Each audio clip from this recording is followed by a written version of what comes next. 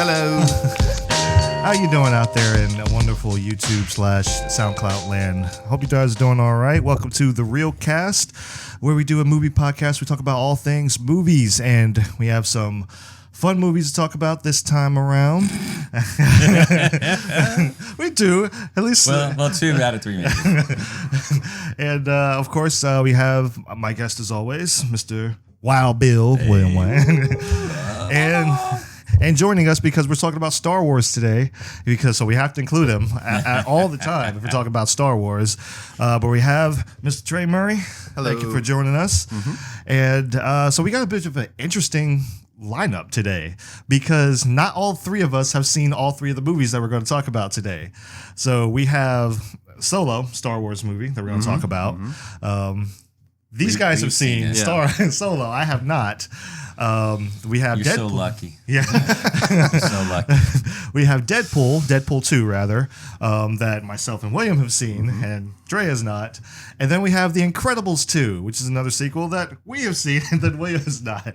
So we're not going to delve into too many spoil. Actually, if you guys want to spoil, guys want to spoil Star Wars. First of all, I'd like to apologize. Say we didn't do this sooner to save all those people from wasting their money and time. That's 2 hours of money. I don't know how much you spent, but you'll never get that back. And we're so sorry. So it looks like we're gonna have another good, bad, and ugly type thing. So we have the good, the guy that goes kind of like, okay, it was all right, and then the guy that was just like, all right. I'm gonna say it's good because I didn't see it, so I can say anything I want to about it. Right. Well, if you've seen the trailers, you've seen it. Just about. Yeah, you could splice the trailers back together, and that that's the movie. I've only seen. I saw the teaser trailer, and it didn't have Han Solo in it. I remember that. That was the Super Bowl The trailer. Han Solo without the Han Solo. I thought it was funny. He's like, hey, let's release a Han Solo clip without him in it. What? And then I was like, no, seriously. That tells me What? you have a lot of faith in your actor, right? I mean, the first one, and then we put the guy in it. Oh, that's great. I love it. Yeah, and then there was the second one. I actually enjoyed the second one. I was like, okay, I can kind of get with this a little bit. Like it seemed like it was just going to be like a fun movie. If anything, it was going to seem like it was a fun movie. It seemed like it was going to be. But I was not really. I didn't want to drink the Kool-Aid just yet. I didn't want to do that just yet, just because I was like, I've been fooled by trailers before. This looks like it's going to be fun, but the main thing that I was really worried about was like, is this just going to be a movie just to be making a movie about Star Wars?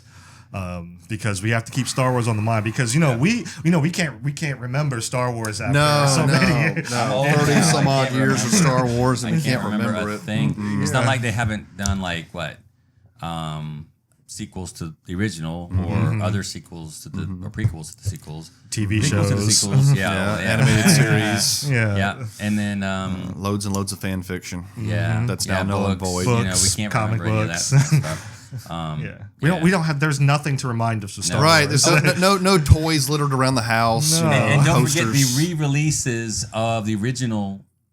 of course, 6, like over several years, because they had a re-release that came out in theaters again, and then they had re-release and then more re-releases on DVDs. Because Lucas had to keep refining the product and adding more CG puppets. And, well, he did. We all know. Well, we all know he did. Yeah, the blinking Ewoks. We all know he went too far because he's old and he just has a lot of money. He goes, I'll do it. I don't care. Get off my lawn, That would be good. No. Okay. So, all right. So we're going to talk about Star Wars first. Well, I should say Solo first. Solo, a Star Wars story, because that's how they have to name all their spinoffs now. Yes. So, at least they named this one kind of okay. Not like the Clone Wars or anything like that. It's like the title is always in the middle of Star Wars, so you have to kind of read it that way. It always kind of threw me off. I'm just like, all right, you have the Clone Wars, it's like, okay, Star of the Clone Wars. And this one they actually did it right. I was like, okay, Solo, a Star Wars story. I'm like, all right. There you go. Yeah. They finally said, hey, let's do it the right way. It's stupid the other way. So what did you think of the movie? I'll start with Trey. We'll start with Trey, see what he thought with the movie. What you think? I would say I have a slightly happier opinion of the movie than William does. That being said, I would rate it up there as this is a good movie to grab some popcorn and enjoy, but you're not gonna learn anything new. not really, and you're not, and it's enjoyable, but it's not groundbreakingly enjoyable. The best way I could describe it is you take a plot from about 2 or 3 Clint Eastwood westerns, mix it with a little Firefly, and throw it in the Star Wars universe. That being said, there's no force powers, there's no lightsabers. Nope. So is it really Star Wars? But overall, I mean, it's a decent film, but I don't know if it really rates up there with the rest of the franchise. Not recently, anyway. All right. Well, but let me ask you. Well, let me ask you too. You did see the trailer, Yes. right? Yes. When you saw the trailer, when you saw it, what's the main thing you noticed? Because I just watched it again. What was the main thing about the trailer, not specific details, but overall that jumped out at you? Do you remember? It's been a little bit since I saw the trailer, but When you think about the trailer, what's the initial? Because you talked about the Super Bowl one. the Super Bowl one. What did you notice? No Han Solo. Well, other than that, what else did you notice? Because it was dark. Dark. Yeah, it was dark. Even if you saw the previews, the trailers, the movie was dark. I mean, very dark. Almost all of it was dark. The only time it wasn't dark was, I think, near the end. They were on that planet. That's the only time it wasn't dark. And I'm like, am I getting glaucoma? Do I get a eye doctor or something? Why the heck is it so dark? I just couldn't figure that out. And it's almost like they were trying to save the budget money. It's like, well, if we make it really Can't dark, afford lights. yeah, if we make it really dark, they won't see the strings on the puppet guys, and they won't, see the alien mask or the non-blinking Ewoks. They won't see that as effectively, and so we can just do that. That's odd, because even like the darker movie, I would definitely say that. Well, I haven't seen it, but I'm definitely going to go out on a limb and say that Rogue One was a darker movie, Plot-wise, for sure. Yeah. Yes.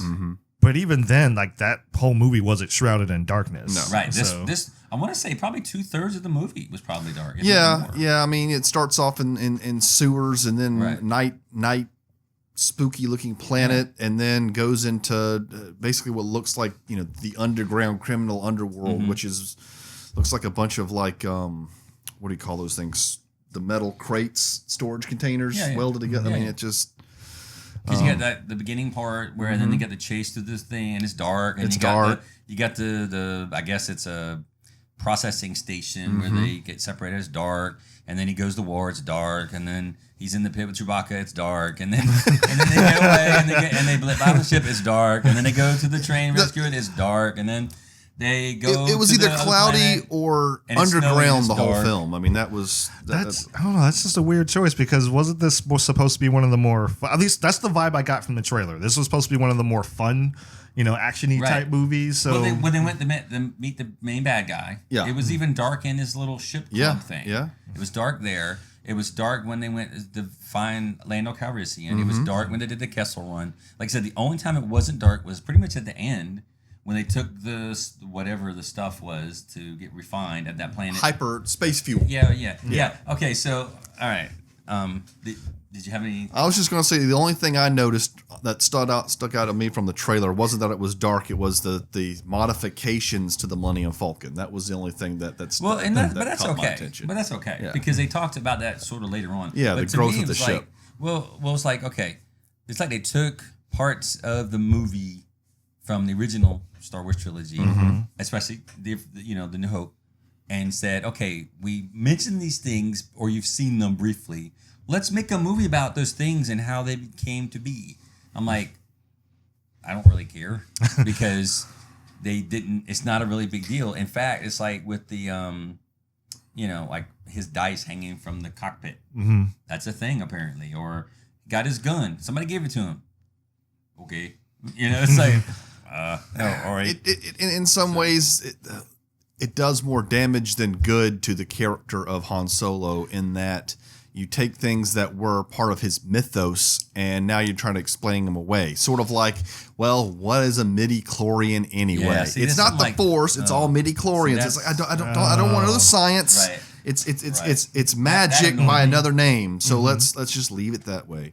Yeah, that annoyed me too. Yeah. But then by like with doing that, for example, Mm-hmm. but that came before the other movies. So when Ben Kenobi's saying it's a force that surrounds us, penetrates us, it binds you. No, you're not. You're a liar. You're a liar, Ben Kenobi. It's a bunch of little crazy bacteria in my blood, liar. You know, I mean, like, So with like this movie, you know, it's like, well, first of all, the main character didn't really portray Han Solo. He portrayed a dude trying to pretend to act like he sort of was Han Solo-ish. That brings me up to the question now, like, how were the characters in this?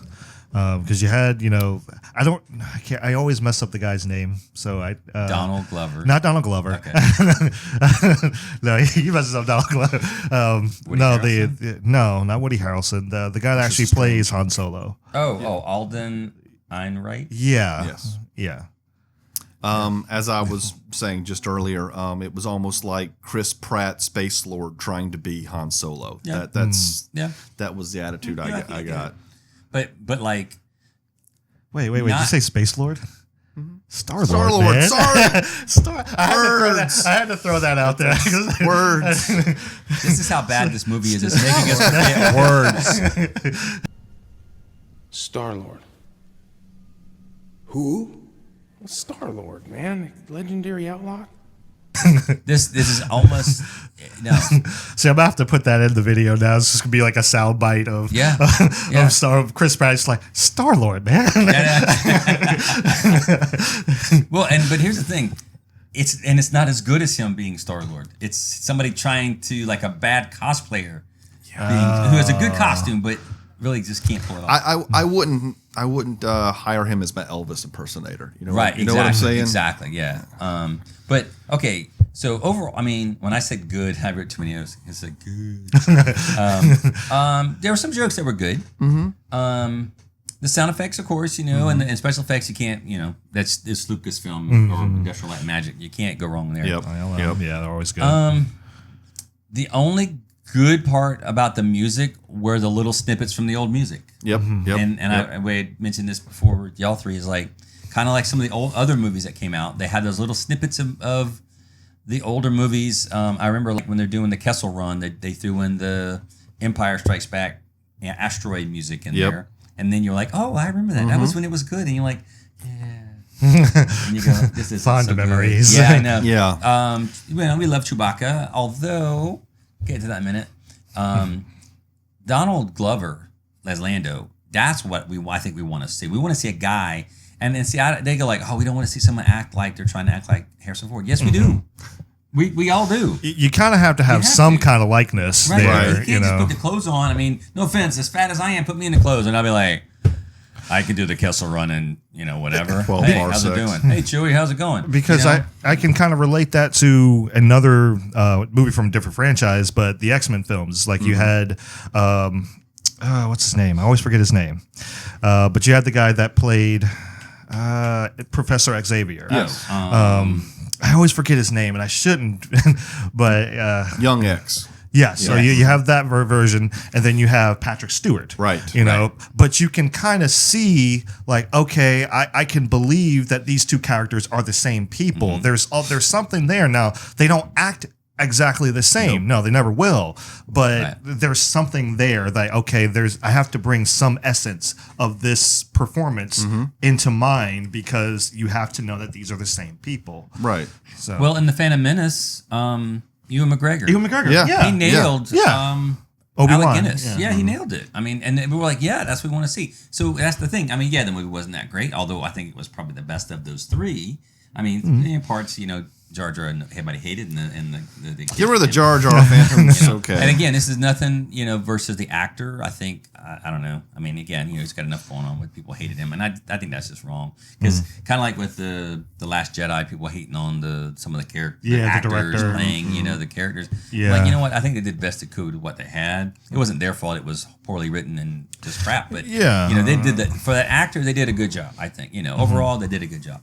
I'm not going to fault the director for making bad choices and the bad, you know, writer who happened to be both at the same time. Yeah. But yeah, so, like, you know, we want to see that, you know. So, like, if you're doing a Boba Fett movie or an Obi-Wan movie, show us a guy that sounds and acts a little bit like Obi-Wan, because he's out there. It's not like you can go, well, there was one bad movie, we're gonna, like they did with Captain America. We had one bad Captain America movie.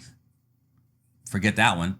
and to have a Captain America movie that's good. Yeah. No, with this is you know a lot about that character and the actor because he's been in a lot of stuff. It's almost sort of like an extension of this with X-Men, Hugh Jackman. Who, if they're going to do some more Wolverine, who are they going to do that replace Hugh Jackman with? Maybe that's an impossible task. I guess we'll find out. Sometimes, but, I mean, sometimes you can leave it alone. That's true. That's true. That's true. Because I don't know. It's like when they do covers, you know, of the songs. Yeah. Like bands do cover songs. Some are as good or even better sometimes than the original, but a lot of them aren't. And so you just got to go, you know what? Let's just don't even try. And don't even do it because there's no point. I just don't think, I mean, I don't know if they could have found a better actor or not, but I don't think he was a very good he was not a very good Han Solo as far as being a Harrison Ford Han Solo. Towards the end of the movie, it seemed like he had started getting some of the mannerisms down better, but at the beginning of the movie, especially, it just didn't fit. Well, I think because we've all done a little bit of acting stuff. I mean, nothing like Oscar worthy making lots of money like these guys out there. But we know when an actor really becomes the character or is trying to act like a character. And I think that's the difference. I think he was trying to act like a certain character. But then, like you said, there were parts you could see where he kind of almost hit it, but it was almost like he either was pleased with himself and started becoming I did it. And so he came right and back. He lost it. And he became the mannequin version of himself or something. And so every so often, but it's almost like when he finally got into the groove, like you said. And I don't know, maybe it has something to do with bringing in Ron Howard and the acting coach. Yeah. So what was bad about it? I thought, well, first of all, it was too dark. We said, it was way too dark. I mean, you're in a dark theater and you're like, I can't see anything. The age of the actor is so close to Harrison Ford when he started. I'm like, maybe get a 20-some-year-old actor to play young Han Solo. That would have been better, I think. The shower scene with Chewbacca and Han Solo. Wait a minute now. Hold on now. Wait a minute. Yeah. He's like, what, a shower scene? What? I go, yeah. Yeah. Wow. That's the thing that look. I don't know if I want to ask about this or not. well, you didn't know Chewbacca's taller than Han Solo. I'm just saying. Oh God. Wow. Okay. So basically, near the beginning-ish of the movie, where they kind of just first met, they're in a battlefield. They're covered in mud and dirt and debris and guts and stuff. Okay. So when they get rescued by the smuggler guys that they run across, and we'll talk about that in a second too. Well, they get brought on board, and they're covered in disgustingness. So they get in the shower, and they both get in the shower apparently. For some reason, I'm like, okay, fine, whatever. Han Solo got in the shower first. Yes. And then he dropped the soap, and Chewie appeared. And then that gives a whole new meaning to the end of the trailer because Chewie puts his arm around him. He said, "You look great." The music boring, other than the little snippet bits. The robot very annoying. I mean, so I don't. That's right. There was a droid in there. There was like Lando's sidekick or something. I'm like, very annoying. Is fighting for robot rights or something. I'm like, what? That's a thing now or something? Okay, whatever. The dialogue was so bad. Oh my God. We have to, what was the line? We have to reinforce the deflectors on the rear hatch. And the girl's like, we definitely do. That's the dialogue? Really? Okay.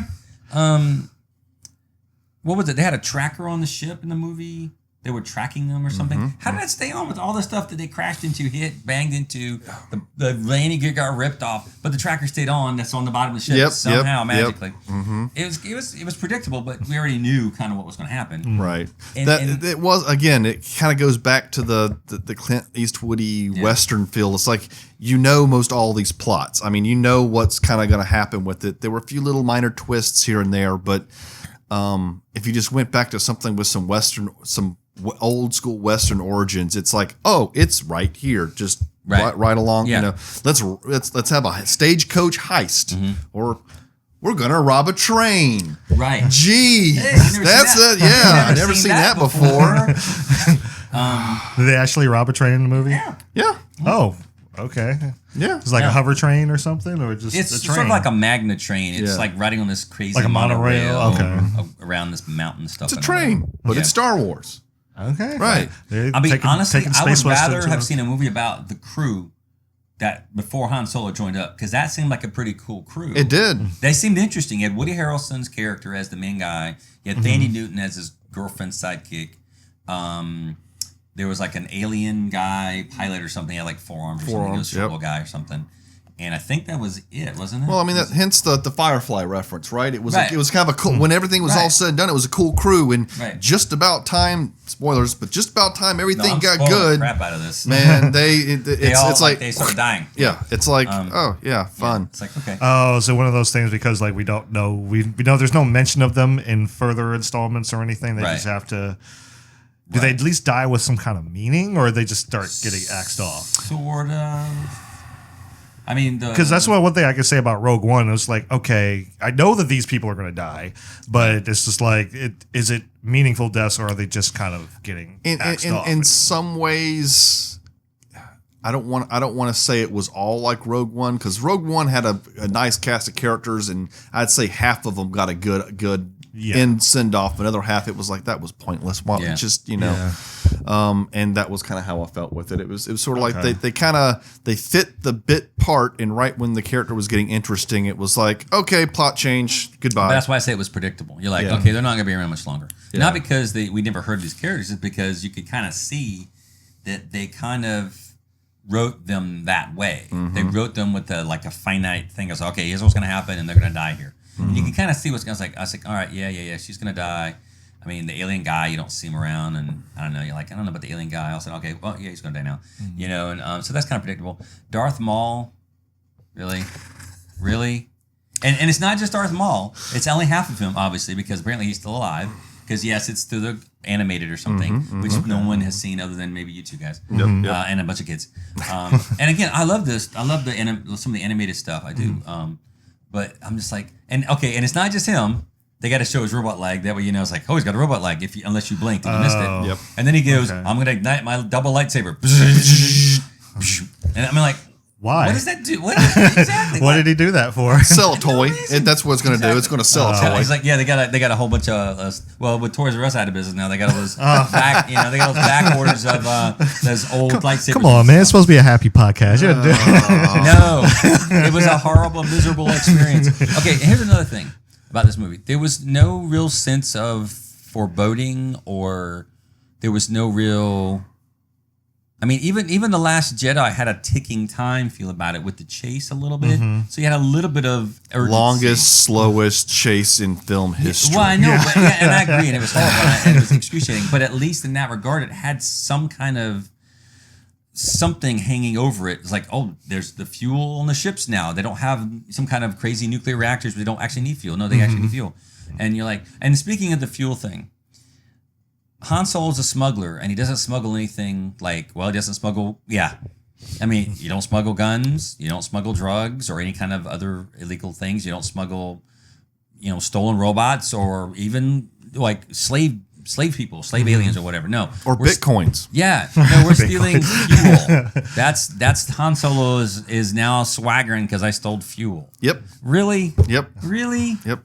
He It's like, said, whoa, I did the in the Kessel Run, which I would have rather remembered as something cool that I could think of. What was it? As opposed to saying, okay, it's really boring, and he was literally caught between the Scylla and Charybdis with the giant space thing trying to grab him, and the 20,000 leagues. Yeah. Yeah, that's what that was.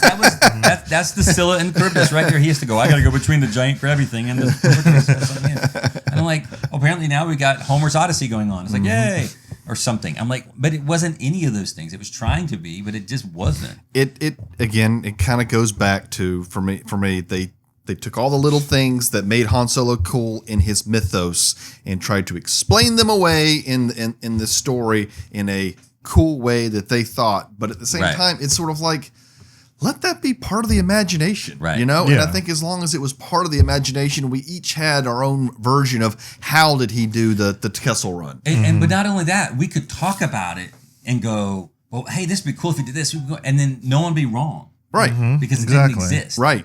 You know, we could go, oh, maybe he got it, you know, maybe he picked the blaster up from a guy who just shot protecting him from trying to get him out of a situation of crime, and he grabs the gun and he runs and he hides, and then he gets mixed up with the wrong crew anyway, and so now he's kind of, you know what I mean? So you could do that, but you can't do that now.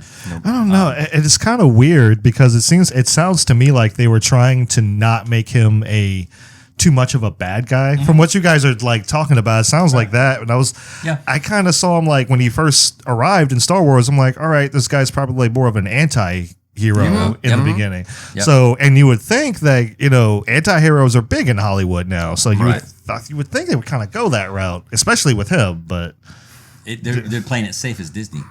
yeah, I mean, Well, Han Solo gets turned into a good guy that wants to be a bad guy but can't. It's almost Right. like a Wreck-It Ralph reversal. okay. well, and here's the other thing. He's the kind of guy you could bring home to your mom. Oh, well. And this he really is, because he didn't do anything really bad. I mean, yes, he did shoot first in that little shit on the end. Oh, and speaking of that, let's go back a little bit. All right, let me go back a little bit. He does that. I'm gonna say it. No, go for it. All Go right, for it. Let's go back a little bit. Now, this is, and I've mentioned this in several movie reviews. Go back and check them. Lazy writing. It's such lazy writing.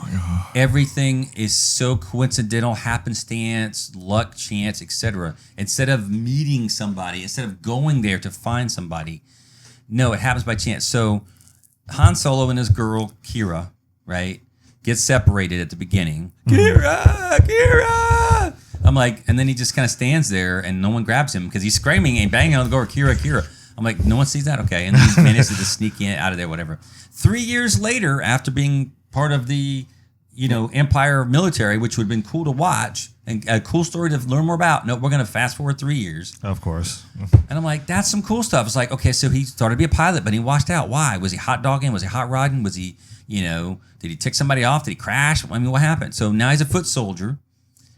And okay, in the middle of a planetary battle, he happens to run across this crew, Woody Harrelson and Danny Newton's crew. They just happen to land in the same bomb crater. Right. They happen to be together. Now, this is when these happenstance again. So he happens to be in the same battlefield, on the same, right next door to these guys. All right. So he happens to do that. So then he happens to get caught, and then they happen to throw him down the shaft, the little mud pit with Chewbacca, who, in my opinion, is not as cuddly as he was, say, later in the later movies, because apparently Chewbacca's been eating the other people that have been thrown down into the pit.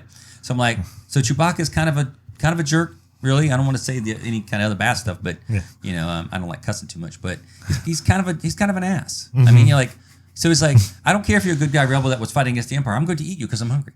I'm like, so that makes me like Chewbacca a little bit less. Yeah. So anyway, Yeah. he's apparently Han Solo somehow can speak Wookiee, which again we don't know how. He just sort of does. Yeah, Took a class. well, but it's just like the other movies. Like you know, what's her face? Rey can speak Droid and all these other languages. Can speak Wookiee too. They can just speak everything.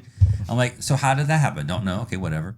So then they get away, and then wait, the guy that happens to find them, that they happens to rescue, and he happens to get caught up with, happened to know his girlfriend in an entire universe. I'm like, are you kidding me? Not just a universe, a galaxy. Galaxy far away. But it doesn't matter. I mean, it's like, that doesn't make any sense.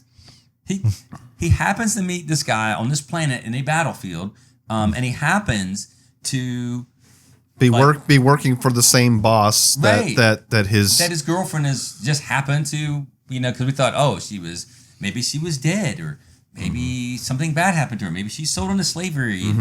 And here's the other thing. You mean tell me in those 3 years he couldn't have stolen a ship and come back and checked her out? Really? Was he in jail for 3 years? no idea. We don't know. I mean, Nobody says. so the idea that they get separated, and then he spends 3 years, I guess, forgetting about her, drinking. I don't know. We don't know. Nobody knows what she's doing. You know, he's in the garbage pits or something, scrubbing, you know, coils or something. So then he happens to meet the guy on the battlefield that he happens to be right next to, and then he happens to get, caught up in this thing. And then when he goes back to the place, oh, guess what? It just happens to be the same girl that he knows from a different planet on the other side of the galaxy. That just doesn't make any sense. There's no...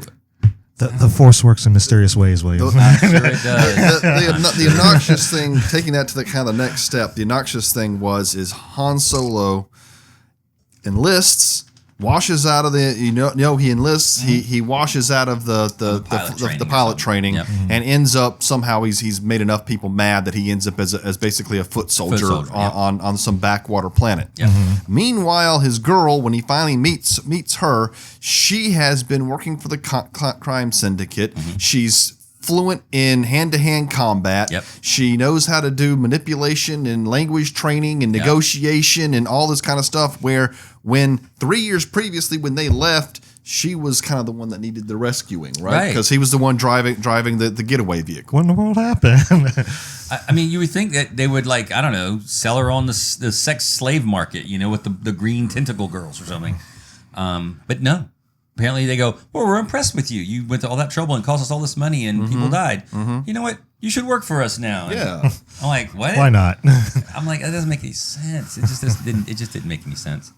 And like I said earlier, there's no bad guy. You get the one Paul Bettany's character, but he's not really a bad guy. Is that who he plays? Because I didn't know who Paul Bettany was playing at the time. Yeah, what's his name? His name is Drayden Voss or something. Drayden Voss. And okay, so you got that whole thing, and then Drayden Voss. yeah, Right? I know. It's like, but there's no sense in this whole movie. It's just a fluff film.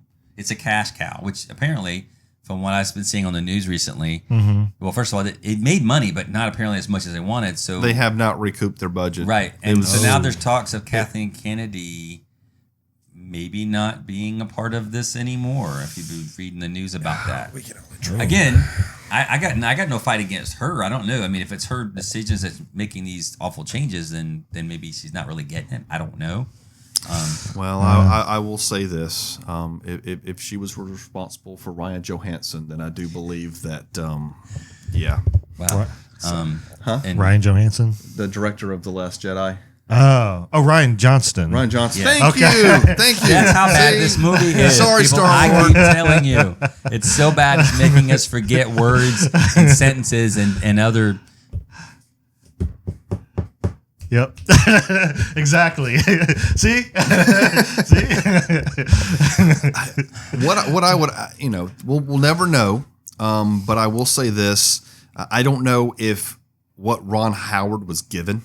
Right. I've usually been pretty impressed with most of Ron Howard's work. And I would probably be under the impression that if anybody saved it and turned it into what it is now, it might have been him. Right. I And don't even know. he was apologizing for it. Yeah. So if you need to know something about the movie, there you go. That's. But as far as the bad guy, what I would say is that yes, the chief villain was a little bit lackluster, and I feel like it was set up to be with the Darth Maul at the end. How do I put it? As this was a prequel movie to another solo Star Wars story movie where you would more explore a whole nother side of sort of a Sith spinoff kind of thing. It's sort of like So they were trying to set up a little side. right, because the faction he was quest that working keep for going. was Red. Was it Red Sparrow? Red something was the Sure. crime. But yeah, it was the crime syndicate that they were having to deal with that Voss was apparently the leader of, but he was not the real leader of. Kind of. So I think it's been sequel set up. That would be They were probably going to do another one, and hopefully they will not because this was not very good.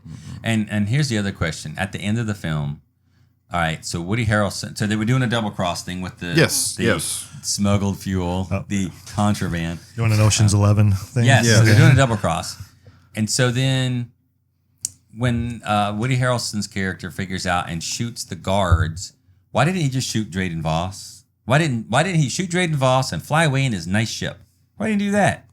Why would he kill the because he knew the guy would come after him. He kept talking about the whole movie. Well, these guys hunt you down and kill you. I got you right where I want you. Why wouldn't he shoot the guy? He went on about it. Remember, he went on. These are the guy if you can't fail them, blah, blah, blah, blah, blah. And then he goes, shoot the henchman, bye. You just spent a whole movie talking about how if you don't do what he says, he's going to hunt you down. Doesn't matter where you go, he will hunt you down anywhere in the galaxy and find you and kill you. So, but then he didn't shoot the man. So is he still alive? Like by the end of the movie? No, because then he ends up because there has to be another final battle scene after that. I'm like, so it's like it just didn't make any sense. It was the Western style double cross, okay, kind of thing that was going on, and so that was how it resolved itself. So it was actually a weird triple cross, was kind of how it ended up working out. But when you're writing a movie, and we've seen enough movies to know how this works, when you say something at the beginning of the movie, that's kind of a foreshadowing thing. Yeah. So then you go, we have to do this, or the guy will kill us and will hunt us down to the ends of the galaxy, and we'll just to make sure people know, hey, if you cross him, he's going to hunt you down no matter what the cost and destroy you and erase you from existence. You got to have some kind of payoff. Or something. Do, but you can't say that and then later not do that, or later go, well, I just won't shoot him because of I don't know. I just my gun doesn't feel like it wants to shoot him because it shot twice and it just doesn't feel like doing a third shot or something. I don't know. It's just so. Anyway, I just got there are holes. There's lots and lots of plot holes. I mean, it just little bits here, little bits there, and I don't know. I will now say this: of the recent Star Wars movies I've seen, I do like Solo better than I did The Last Jedi overall. It was a more fun movie. I mean, it was just a more fun movie. I laughed because there were some good jokes. Yep. There were some really bad jokes, but there were mostly good jokes, mostly interesting, fun kind of stuff. Yes, The Last Jedi. I'm gonna pick a desk cab again. I'm just up for that. So, but yeah. All right. If I was to relate this to Pirates of the Caribbean, Last Jedi was sort of like, what is it, the third one at World's End that made absolutely no freaking sense. Yeah. And then you had the fourth movie, which was a fun Pirates movie, but it contributed nothing to the overall story of Pirates, and that's Solo. Gotcha. Yeah, right? exactly. So where would this rank in your? If you had a list to go by, where would this be? Where would it be above and below? Where would it squeeze in? Well, kind of like what you said, it's. I mean, if The Last Jedi is sort of rock bottom, and then to me at least the Force Awakens would be the next to the rock bottom. Probably Solo would be in front of that one. Okay. Just because I mean, like I said, I took my 80-some-year-old dad to see The Force Awakens. He thought it was a horrible movie, and he's in his 80s because he's seen the other movies. We've seen the movies at theaters, and those were enjoyable. And he said it was really loud and it's confusing. I'm like, and this is a guy who has, he's 80. He's got not the greatest hearing. Right. So if he's saying it's loud, and again, it's not necessarily the movie's fault. It's the theater's fault. But and if it's loud and confusing, because it was confusing and made no sense. I'm like, why are these characters in it? Like we talked about, I was like, I don't know. So I think probably Okay, where would this one? There weren't a huge number of characters really. No, and half the characters were they died. They either died or you already knew who they were. Yeah. That apparently is a new thing with the Star Wars story. If you don't know who the character is, don't expect to see them live very long. Yeah, exactly. Unless they're in one of the original trilogies. Gotcha. Gotcha. So where's the rank in your list? What would you say? I would probably right now. I'm only going to talk about the Disney era. So I'll put Last Jedi dead last, and then I'll probably put Solo above that, and then I'll probably go Force Awakens, and then probably Rogue One. Okay, that probably be as far as true quality of the films. Now that being said, if you're looking for a fun popcorn movie, Force Awakens and Force Awakens and Solo would probably be the ones I would go to. Okay. But now Rogue One is just, it was a good it was a good film. So All right. Sounds good. I'm still going to wait for DVD or I would or Amazon Prime. Yeah. Redbox it. Yeah. You should. Yeah. I just as time went on, I just didn't have the desire to see it. Just started just decreasing, because the trailer did help. I'm not gonna lie. I'm just like, oh, I'm actually a little bit interested now. And as as time went on, I was just like, no, not really. Well, just as a comparison, Infinity War. Mm-hmm. If you went and did not see Infinity War, you needed to turn off all of your social media, Exactly. or else you're going to get bad spoilers. With Solo, there wasn't enough to freaking spoil to have to turn it off. But there was nothing to spoil. Right. really It's wasn't. just, There wasn't anything in there we didn't already know about the character. And for some reason, it said, hey, let's take these little minor things that you probably didn't even notice, or if you did, you blinked and missed it, or if you didn't, you were like, oh, that's something. And let's create a movie about it, like the dice and the gun and the ship. And, I don't know. I would, this is going to be kind of a bad analogy, but Mysterious Beasts and Where to Find Them, right? The J.K. Rowling. Yeah. It's actually a really small book that doesn't have much to do with the movies at all, but they made actually a pretty dang good movie and now movie series based upon that little bit of information. Okay. Solo was not that. Okay. Yeah. Okay. Well, that's unfortunate. So, that's unfortunate. Well, you can only. You've got episode 9. Episode 9 is supposed to be next year, isn't it? Supposed to be next December. So I could not care less. yeah, it's really not couldn't. looking. It's not looking good. Marvel. Disney's kind of.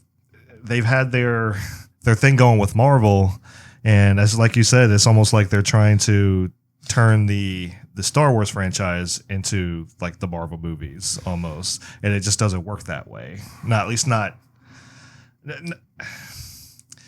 I don't know, not the direction that they're going. I think that it's not that it couldn't be done, and I think it could be excitingly done. I just don't think they're doing it that well. Yeah, Right. Yeah. Well, I'm looking here at the IMDb page, and they don't have an actual budget for the film, but they give it an estimated $300 million budget. Ooh boy. And they said for Solo. And they said the U.S. as of last weekend only grossed about $204 million. Yeah. So it's down. Now it says apparently it did a little better overseas. So overseas, Usually, so yeah. the worldwide budget or the worldwide gross, mind you, of last week was 356 million and a half. So you got about 356.5. That's what they were. I was reading something about yeah. it. It was 250 So- to make it, but that doesn't count. That does not count any of the marketing, and Right. that's where they're So- really losing Yeah, their. so they're maybe barely breaking even, maybe, but maybe not. I mean, again, they don't give us the actual numbers. Plus, you're talking a gross, not necessarily the net stuff. So it's Yep. like you can actually talk about quite a bit of a loss. And I'm not surprised. I mean, is anybody really surprised? No. To be perfectly Because I honest, think no. everybody was like, well, why don't they do, a different character we don't know much about, like Lando Calrissian or Boba Fett or something like that? I mean, I know a lot of people that would be excited about a Boba Fett movie. because you don't. Yeah. I mean, you don't know anything about the character enough. You know, his kid's got a cool ship. He worked for Jabba the Hutt, but then again, he also worked for the Empire, so he just Right. works for whoever hires him, and that's fine. Didn't say much, but that's okay. Yeah, they go into And you don't know what the guy looks like. I mean, other than he's a clone guy, but you could get a guy, an actor that looks sort of like that. Yeah. Yeah, younger yeah, guy or definitely. I something mean, like his who was I don't know, his likeness was based off of some because he's in the Clone Wars series, but Yep. he's only a kid. Yep. So, but I'm sure that likeness was based off of somebody, so they could probably get somebody to play him Yeah. or whatever. And I do know that he does show up again in Rebels. He does show up does? again. Okay. Yeah, I haven't seen it, but I do know that he shows up again in there. But I don't know if he shows up adult. Is there a time in period that is just skipped over or whatever, and he's already in his bounty hunter form or whatever. So I don't know. Like I said, excitement just started to go down,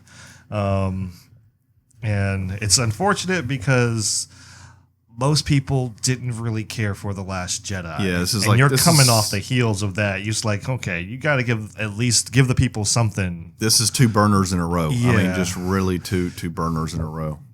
Yeah, so you got to step up your game, Disney. You got to step up your game. So, Marvel's working for him. Right. yes, For sure. yeah, especially now they had. 2 big ones because Black Panther was making all the money until Infinity War came out, Yep. and it barely just passed. It barely passed Black Panther. I mean, it's doing really well now, but yeah, You know, I think within 5 months, it was only like maybe a few 100,000 more in like worldwide and Wow. everything. So I was like, wow. So, but yeah, they're making all the money with those now. And then they got Batman and the Wasp coming out here in pretty short. Well, order, Yeah, That's man, a- is that next week? The Yeah. thing, you know, and you know, we'll hit on Incredibles 2, but you know, that's Pixar, and then also Disney Animation. They've been coming out with some good stuff too. Disney knows what the freaking they're doing, and there's plenty of people for them in corporate wide to talk to. I think they need to start having some conversations. Yes, definitely.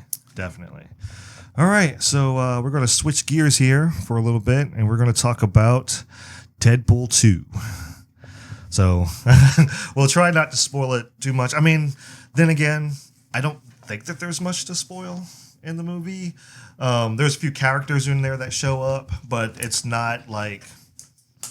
The way I look at it is anything that you spoil is just probably going to let me pay attention to the comedy more. So I'm not too worried about it. I would say it's actually less funnier than the first one, and that's by design. Yeah. I think so. Anyway, but yeah, that's by design. So we're gonna take This one was much more emotional Yes. than the first one. Absolutely, Yes. yeah. All right. So we're going to take a quick break, and then we're going to get right into Deadpool 2.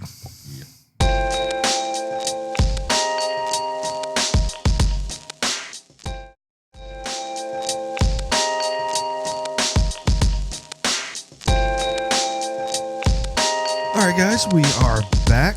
Now we're going to talk about some Deadpool 2. So like I said, we're going in chronological order. So went through Solo, the Star Wars movie first, and now we're going to get into Deadpool 2. And so the first question that everyone's really going to ask, is it as good as the first one? What do you think? You think it's as good as the first one? Yes and no. I mean, parts of it were, parts of it weren't. You know? Okay. Was it as funny as the first one? Probably not, but I think that's an issue of, you know, you don't know what to expect in the first one. It's kind of like taking a trip. You're like, you're not sure how long it takes to get there, but you enjoy it. And then Right, you go take the trip right. again. You're like, yeah, that's faster than I thought it was. Mm-hmm. Well, I thought it took longer than that. I thought it was more scenic than that. Mm-hmm. But you're so excited about going somewhere, you don't really notice it. It's like you're sort of like, oh, what's this and what's going on? And Yeah, so- because Deadpool, in a way, it was kind of revolutionary when it came out. Yeah. because they never really done anything like that, and you know, we knew that the studios had a lot of reservations about doing something like this, and doing an R-rated, for some reason, doing an R-rated comic book movie. I don't know why that was a problem, but now, you know, we've got a couple of them out now, but yeah. yeah. Well, they probably thought, oh, well, it's not going to do it. And it, you know, it's like, oh, Yeah, it's not 'cause- going to do well. Yeah, they're trying to like, okay, we got to get butts and seats and stuff like that. So, you know, we make it PG-13. You get more people to go see it and everything. But my thing is like, it's Deadpool. If people are fans of the comics and they're going to go see Deadpool. They'll figure out a way to see it. Whether their parents got to go with them or they just sneak in. I'm pretty sure a lot of people snuck in, or just, you know, people in movie theaters didn't even care. So, my opinion, I'd say it's pretty close to being as good as the first one. Well, in It's- some ways it is, in some ways it's not. Yeah, it's Deadpool. Like Ryan Reynolds is just as funny in this one as he is in the first one, but there's not an overabundance of humor in this one as there is in the other one, but I almost think most of that is by design because there's Well, a lot. this one's a heavier movie, though. Yeah, It's a heavier movie. yeah, It's a and- sadder and heavier movie. Yes. And they don't really skimp on the sad parts of it. Like No. when something's Yeah, going it's down. pretty. You're like, oh man, that really sucks. Yeah. You're Like, oh, when, that when really stuff sucks. starts to go down, like there's genuine emotion there Yeah. and everything. It's not just And like that's pretty good to be a Marvel kind of popcorn kind of goofy movie. They're like, wow, that's pretty deep. but yeah. Are we talking like Logan deep? Yeah, in some ways, yeah. Some of them Because some he's parts, yeah. basically he's more or less searching his soul, I would think. Yeah. In some respect. Yeah. Which is kind of what Logan was sort of trying to figure out. You know, where like in the Logan movies, like, you know. Well, I mean, certainly Logan has a lot more weight on his shoulders for the whole thing with Right. everything with Professor and the kid and everything. But to some extent, yeah. I mean, as much as you can get in this movie, he's doing soul searching. and kind of trying to figure out where he fits and where he belongs, sort of. Yes. But it's not done in a, I don't know. It's not done in a preachy weird way. It's a little weird. But it's just Deadpool. the context of the movie. It just really Yeah. just kind of brings that out Right. and everything. Yeah. Yeah, I really enjoyed that part of it. Just because I'm a big I feel like I'm harder on most comedies than some people are. Like for me, comedy, it's like I go in there and I was just like, you better be funny. And but there's also But we like do comedy, so we Yeah. know. We Yeah. know it's like it's like when we do improv stuff, Mm-hmm. and I've seen other comedians and they cuss a lot, and that's fine. I personally don't think it's funny to cuss necessarily. I mean, sometimes it is. I mean, I watch Australian dash cams and listen to them cuss Yeah. because it's the accent that makes it funnier. But if you say a bad word, they go, oh, But then if you say a bad word again, it's like, oh, yeah. And you say it again, like. So you always That- have to top any comedy. You have to top it. And that shouldn't be the joke No, it shouldn't. necessarily. Yeah. Now now it's kind of weird to say that because in the first one there were cases where that was the joke, Right. but that was the thing. Like it was almost like it was a meta joke because how movies always try to dial back. Finish fucking her the fuck up! Language, please. Suck a cock! You have jokes in there and everything like that, but when you just say like, oh, I said F this or whatever, or I said cock, I said balls, I'm just like, no, that's not the case here or whatever. They actually do try to progress what they've done in a little bit and everything. One of the things I did like, and I don't know, I felt like a few people may have missed this, and I don't know how you felt about it, but what's one of the major problems with sequels, and you said it earlier. You said it earlier with Solo. One of the major problems that people will have, I mean, movies in general, but it's usually sequels. Sequels have the worst of this, and it's usually they get lazy with writing. And that's an ongoing joke, actually, in this movie. That Deadpool, of course, he's going to point it out and everything. Right. It's just like, oh, it just happens to like the villain, or quote unquote the villain, the bad guy and the good guy all have to work together, and he's just like, okay, that's just lazy. Was that fourth wall breaking? Yeah. Yes. Okay. And Yeah. that's the Yeah. one issue I had. This movie did it way too much. It did a lot. It did a lot. And I'm Yeah, like, more than the first one did. Yeah. Yeah.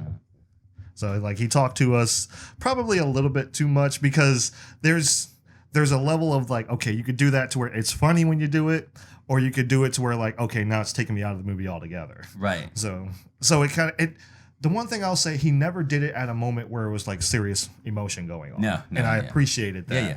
Because that's my big thing. Like, don't undercut something that's really emotional or really intense or something like that with a joke. Because if you immediately break that tension, that takes me out of it altogether, and I'm just like, Right. all right, you don't care anymore. But that's I think what a good film does in general. It's like you're having that moment in a silly movie like this is, and he has some seriously deep emotions. You're like, I thought this was a silly Marvel movie, and you're like, I'm gonna start. Where's my tissue? It's like, where's my tissue?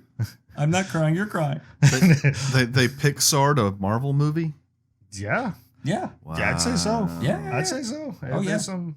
Well, there was some foreshadowing. Again, what a good movie does is like he's trying to, they set him up. It's like, okay, hey, they're gonna, what he's an assassin. That's what he's doing. Apparently, everybody's fine with that. And he doesn't kill a guy. And then you go, okay, that's gonna come back, and it comes back. It does. And it comes back in a big, heavy way. Are we gonna spoil it or no?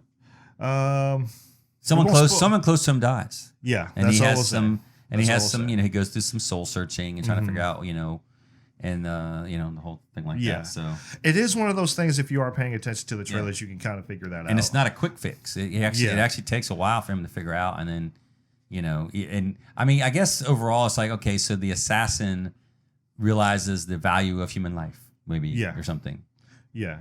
And the assassin.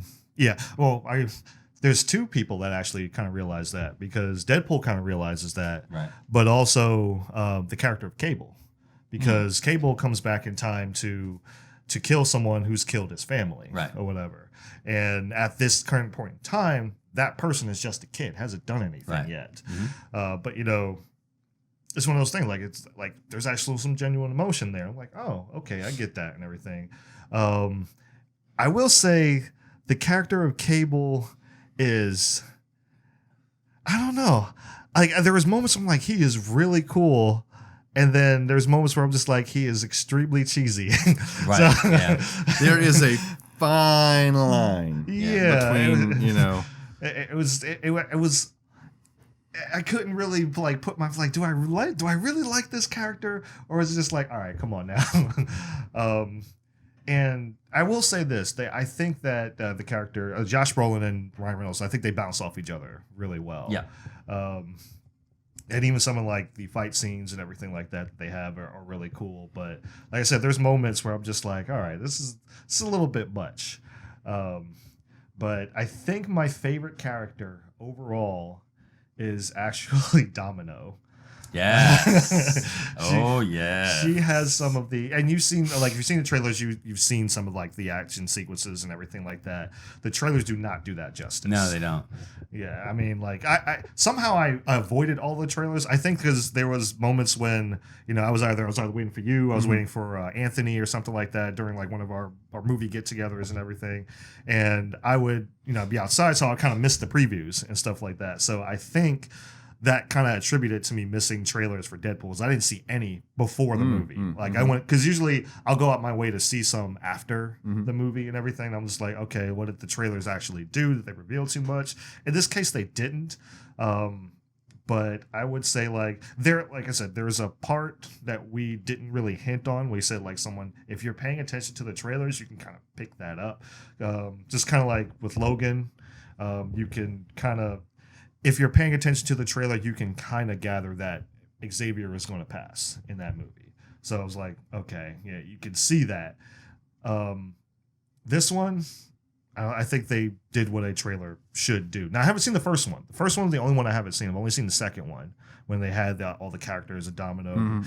But there was the first one when, like, quote unquote, Deadpool was actually getting mad because like there were certain shots that weren't finished, like the CGI wasn't done and stuff like that. The action figure. Yeah. Like, regeneration powers activate. You don't see that. It's like. Yeah, so I haven't seen that one in its entirety and everything, but I've seen like little pictures from it and everything. But Domino, oh my gosh, like her powers of luck, whatever, the trailers don't do that justice. That is one of the coolest things that I have seen. Yeah. And I mean, even like it's one of those. If you've ever seen, we've all seen X2, right? X-Men 2, and we've seen the opening scene with Nightcrawler. That is one of the coolest action sequences in that whole series, or in a comic book series in general. It's one of the coolest ones. And you don't like, even I've read comics for years, and that is never something that I just really expect. It's like, okay, yeah, he teleports. Yeah, I was like, okay, teleports. All right, that's cool and everything. You don't see no one's been that imaginative with it. Right. Even on drawn paper, animated paper, cartoons have had him in it. No one has been that level of imaginative with it. That's what I would say about Domino. It's like they took it. I was just like, okay, what can we really do with this? Right. So that I think they did really, really good with that. I don't know. Who's your favorite character? Who do you think? Domino. Yeah. Oh yeah. Oh yeah. Oh, Domino for other reasons. Yeah. Well, it's good, but it's good to see a female character that kind of isn't like. I mean, that isn't like, oh, help me or something. You know what I mean? I mean, obviously, Negasonic teenage warhead, mutant girl, whatever, who's Justin Bieber or something, as he says in that thing. Hey, Justin Bieber, is okay, but you didn't see them long enough to kind of think. So it's good to see strong women doing stuff. It's not a social justice warrior thing. Nope. It's like you want to see, somebody cool. Yeah. It doesn't matter who they are. I mean, exactly. Competency. Yeah. You just want to see competency in right. it. I mean, like in the X-Men animated series, I think we all loved Rogue because she was, kick butt. Yeah. And then and Jean Grey, because she kicked butt in her own way. I mean, Jubilee was usually the annoying one because like you always got to rescue her and everything. Right, Like, come on, man. Exactly. So it's good to see that because I mean, I don't know. It's just cool because if you're gonna have a superhero group, You got to make sure they all can take care of themselves. Because if not, then you're always rescuing the weakest member, and that's not really helping you. Yes, you know? Exactly. So you don't want that, and you don't. I don't know. What was the guy's name? The one that everyone seems to love. What's his name? Steve. Oh, the mustache. Yeah, hang on. I was looking up something here in the movie. Yeah, what was his name? Hang on, I'll pull it real quick here. Yeah, so I'm looking. Yeah, so the dude who's part of X-Force. X-Force, yeah. Peter, that's right. Yeah. Everyone loves Peter. Yeah. Right. Like he literally comes in. I don't know if this is in the trailers or not, but like he literally comes in and because they put out an ad. Yeah, it was in one of the trailers. It was in one of the trailers. Okay. What's your superpower? He's like, I just saw it on Craigslist. He goes, "You're in." And then like and it's again not a spoiler, but the taxi driver wants to be a mercenary. Right. He wants to be an assassin. Yes. Yeah, and he's in there for that whole scene. He throws down the can of drinks like, or something. Because like, son, I get it. Yeah. But I will say this: the taxi driver does have his moment. Yes, he does. He has his moment. He does, and it's pretty glorious. Or whatever. It's pretty glorious. His name is Dopinder. They have his name is Dopinder. Oh yeah, I don't know. I actually don't know his name. I've seen him in other Taxi movies. driver guy. Yeah, I've seen him in other movies. I don't think I would ever. Yeah, I never actually knew his name. Same thing with Peter. I've seen Peter in a lot of comedies, right, but never actually knew the guy's name or anything. Terry Crews is there. Terry Crews is kind of fun. Terry Crews is always fun. Right. Every time you bring him in there. And the Vanisher. Oh gosh. Now that's a spoiler. I'm not going to reveal who that actually is. Yeah, go see the movie. It's funny. You got to look right at the end after they jump from the plane. You got to look at the real quick because you'll see who the Vanisher is. Mm-hmm. And he has credits, so it's not like it's a secret. So if you go to IMDb, you can find who the Vanisher is. But it's just kind of because you never see him because he's invisible. Yes. Yeah, so, and there's actually a pretty funny scene where it's just like the Vanisher. Oh, I get it. He's doing his vanishing thing, and then there's like you don't hear anything. You're just like, he might have forgotten to come or whatever. Or like he might be at the wrong building. Yeah. He's like, I think he's actually here. X-Force was kind of cool. I will admit that. I like that they brought the actual X-Force title into it and everything. I thought that's pretty neat. There's a lot of jokes for the comic fan.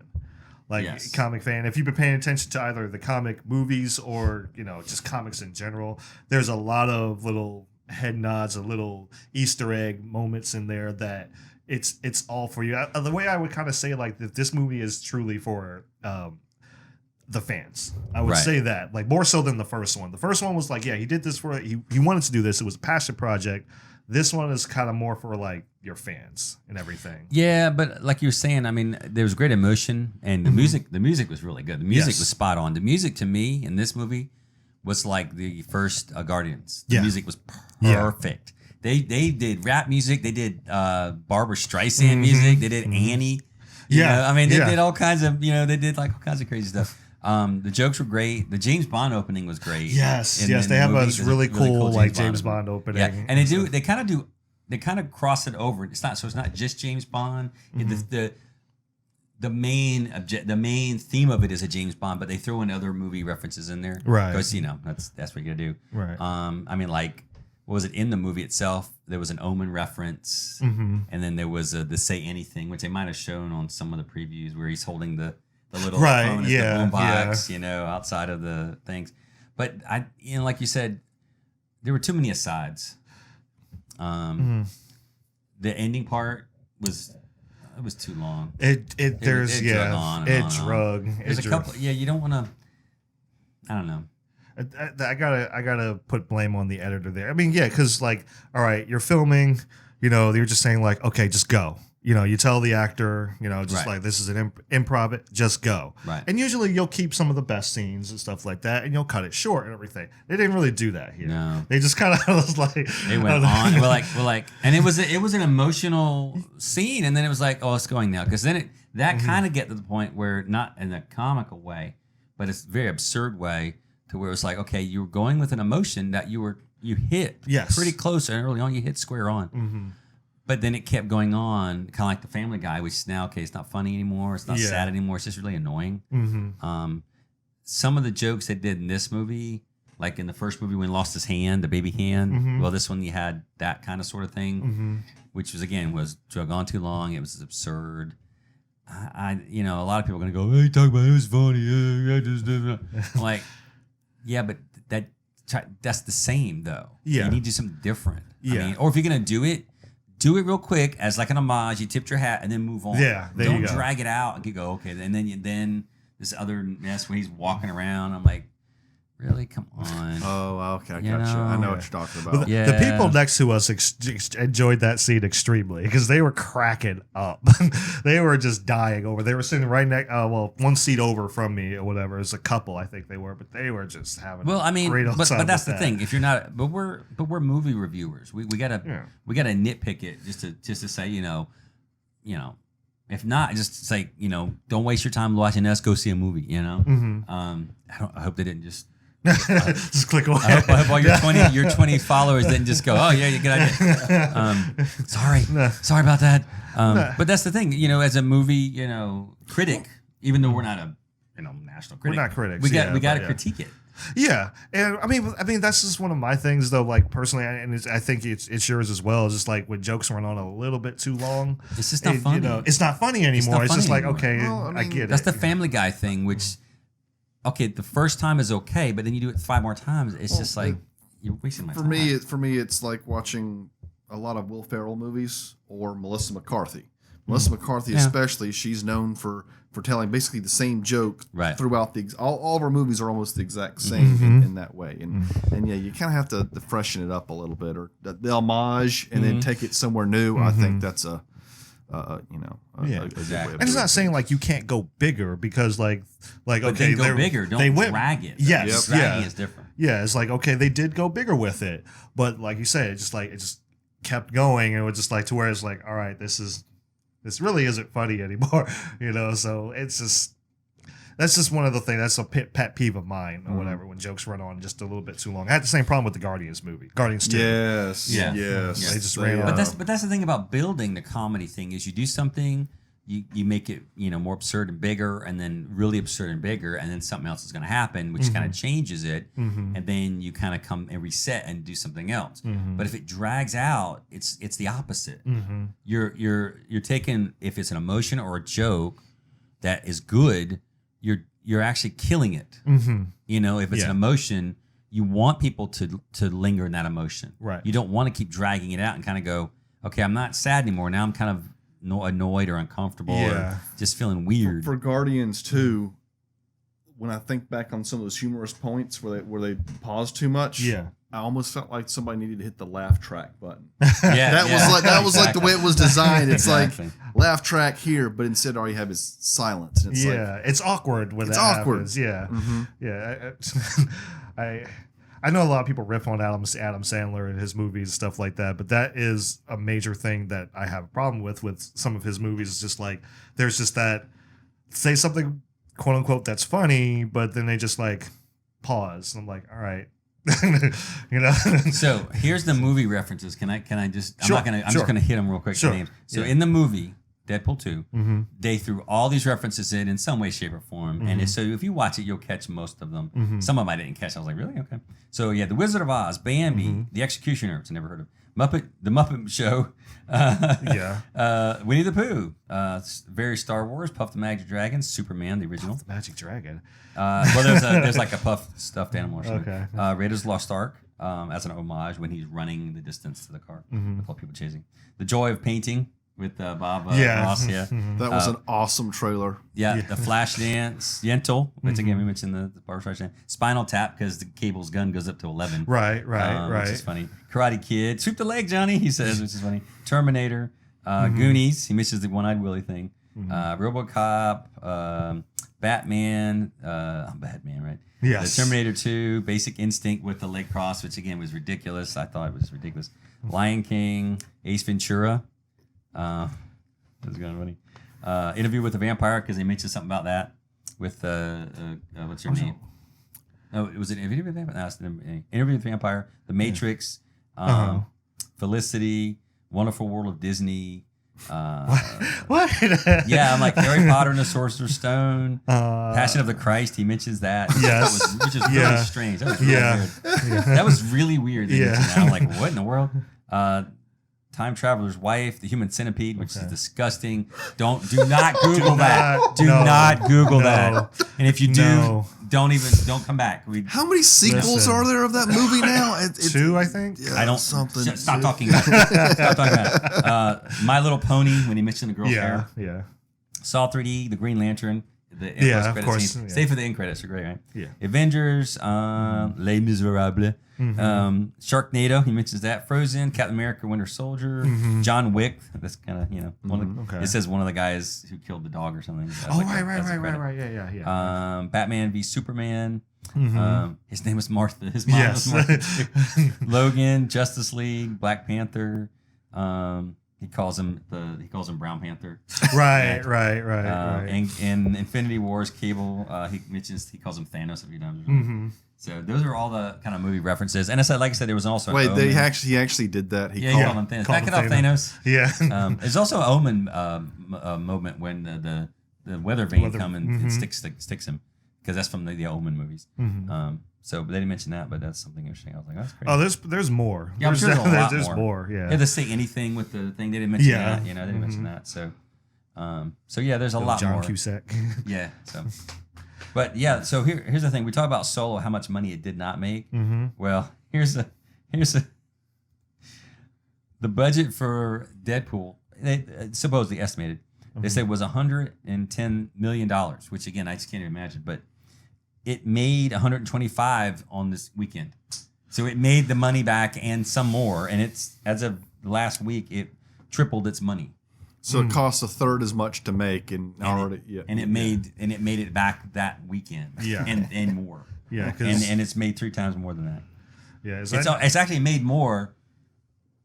And that's just the United States. It's made more than the Solo movie has overseas, almost worldwide. Yeah. Wow. Yeah. Now worldwide, Oh gosh.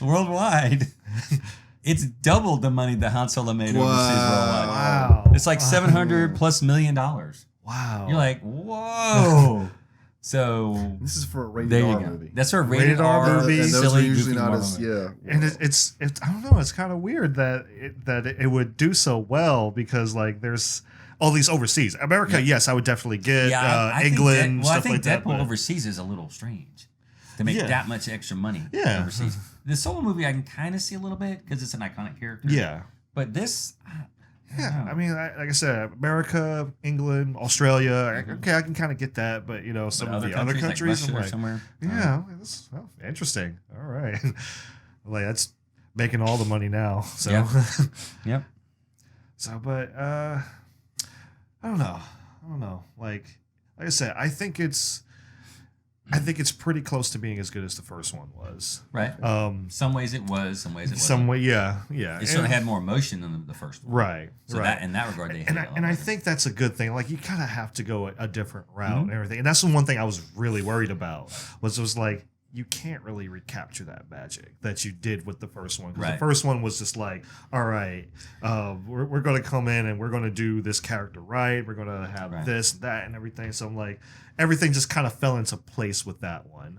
With this one, I'm like, yeah, you can call back to some repeat jokes or whatever, the credits, the opening credits, stuff like that. But it's one of those things like, yeah, I saw it, the first one. I'm like, okay, it's nice, but you're not going to laugh as much as you did on the first viewing of that and everything. So it's like, I was a little bit worried when I saw the credits and how they were, but they did have the Bond opening. Right, the Bond So I'm like, opening. okay, And they had that a few, like a flash dance with the bullet. Yeah. Scenes. They had a few others thrown in there as well, but it was a Bond style opening, Yeah. which I thought was great, which I Yeah. did think was great. And it was so well done. Mm-hmm. I didn't even after a while, I wasn't even paying attention to who's Yeah, name but was popping up. but it wasn't any actual. Yeah, it wasn't actual names. Yeah, it was just kind of like- silliness, which was funny. But you didn't really notice that because the visual was so great. The colors and I love it when they do the good stuff guns like and the that. knives and all that stuff was great. And then the bullet thing with the flash dance. And You had to do something different. You had to, and it was like that's one thing I was worried about. I'm like, I don't know if you could. I don't know about a second one. I was kind of apprehensive about Right. it or whatever. But see, the thing is, like the writing with this movie, it wasn't.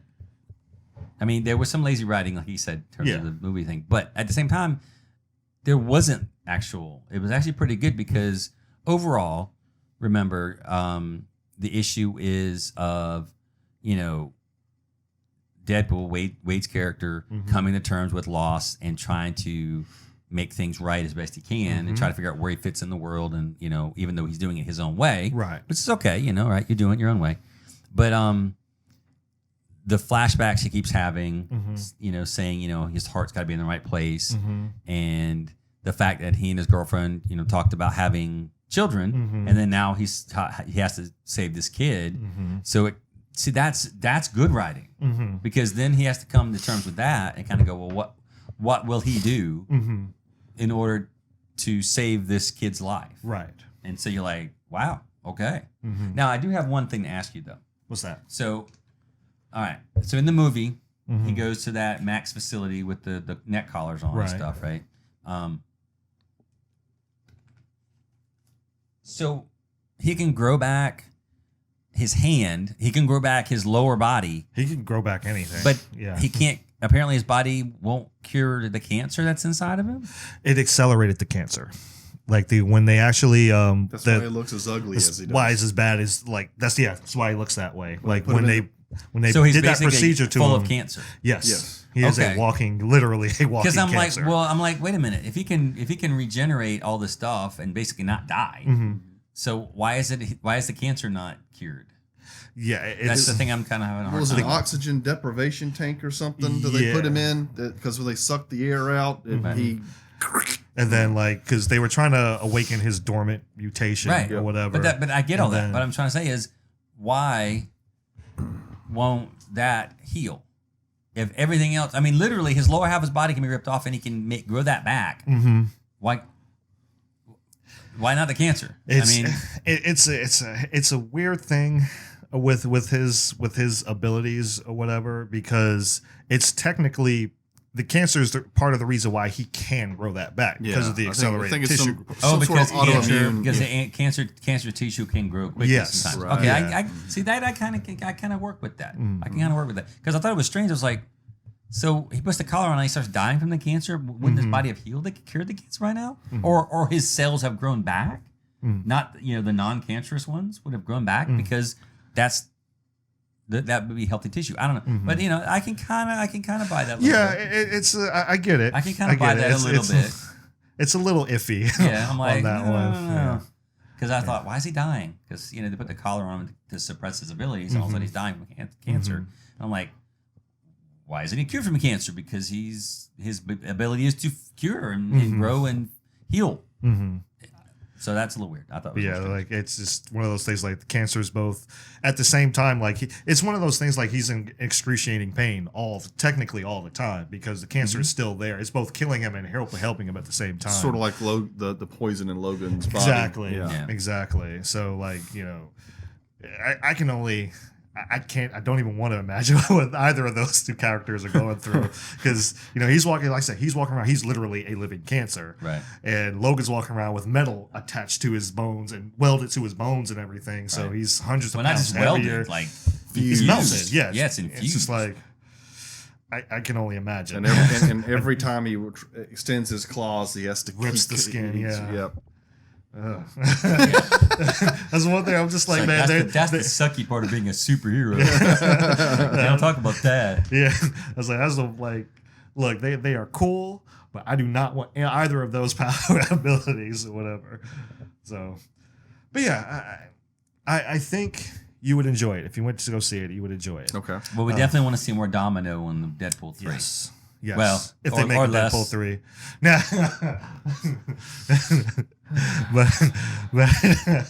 but yeah, they definitely need to bring Domino back. Yeah. No, I mean, she was just a great character. Yes. I mean, absolutely. Yeah. Yeah. I kind of wish I'd seen more of the X Force a little bit because Yeah. they went all that trouble to kind of put them together, and also it's like, oh, okay. Well, I don't know. they had other movies to do. I guess so. Yeah. I guess so. I don't know. Yeah, unfortunately, I mean, no spoilers or anything, but unfortunately, those are kind of they're kind of cameos in a sense. Yeah. So they're instead of And there's like, nothing them wrong being- with a good cameo. Yeah. I mean, it Right. can add a little something. You Yeah, know? yeah. But Domino sticks around. I think they knew what they had with Domino's. Like, okay, good, Yeah. good job there. Good job. Yeah, that luck power. Yeah. I was like, holy, of that's really cool. There's no 'Cause- such thing as the power of luck. Like, yes, there Yes, is. there is. Yes, there is. I mean, literally everything happens just perfectly. Yes. I mean, like the car flips and she stops and it flips over her and the whole thing. It's so funny.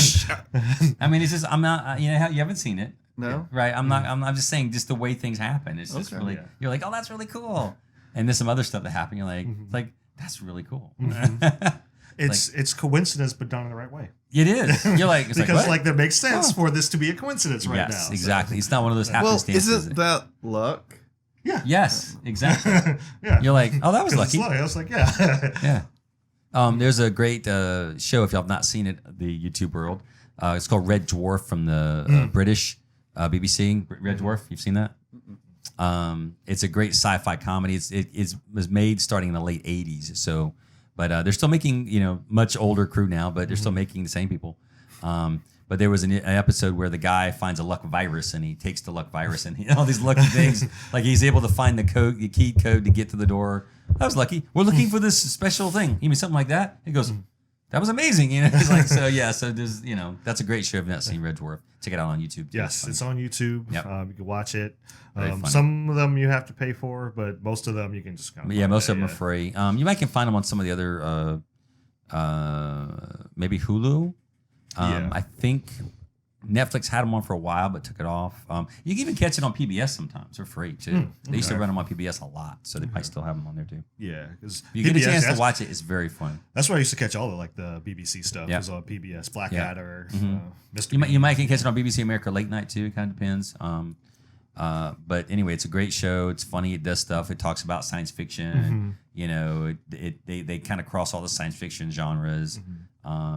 And they do things just totally absurd. I remember there was a video of Patrick Stewart talking about he was in London watching a show. Then that show came on, and they started doing something. He goes, "I was getting ready to call the lawyers at Paramount for Gene Roddenberry's lawyers." He says when he had to sue the show because they were copying Star Trek, and he said then they did something so un-Star Trek that he just made the biggest belly laugh, and he just put the phone down. He says, "I get it." So it was a send up of all the science fiction shows, and it kind of crosses all over them. It's just absurd. It's funny. The first season, second season aren't the greatest. There's some good episodes. It really gets great in the third season on. Once They the, got the stride. once the chemistry Yeah, comes together. the budget picks up too because it's like the old Star Trek series. It's like everything was cardboard, and panel board sets. And same thing in this. And so the second and third after that, they got a lot more budget money. So, and then they were able to do more computer stuff. So, but then remember, it started in the late 80s. So, Yeah. Yeah. All right. So, thoughts on Deadpool 2? Go see it if you haven't already. Yes. It's pretty good. So far we have a definitely go see it, and we have one that's just kind of like, yeah, you can wait for it to come out, Or wait just, for home or just, release. or Just don't even- or just take the magic mushroom and wake up and forget you ever saw it in the first place. All right, so our next movie and final movie for this video is going to be our review of The Incredibles Part 2. So we're going to talk about that in just a little bit. We're going to take a quick break and we'll be right back.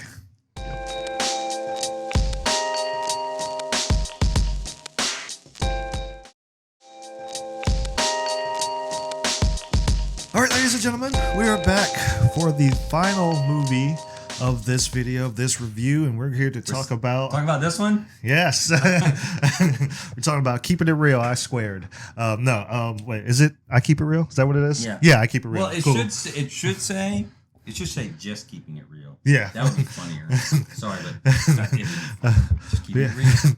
Yes, we're here to talk about The Incredibles Part to the movie that was 14 years in the making.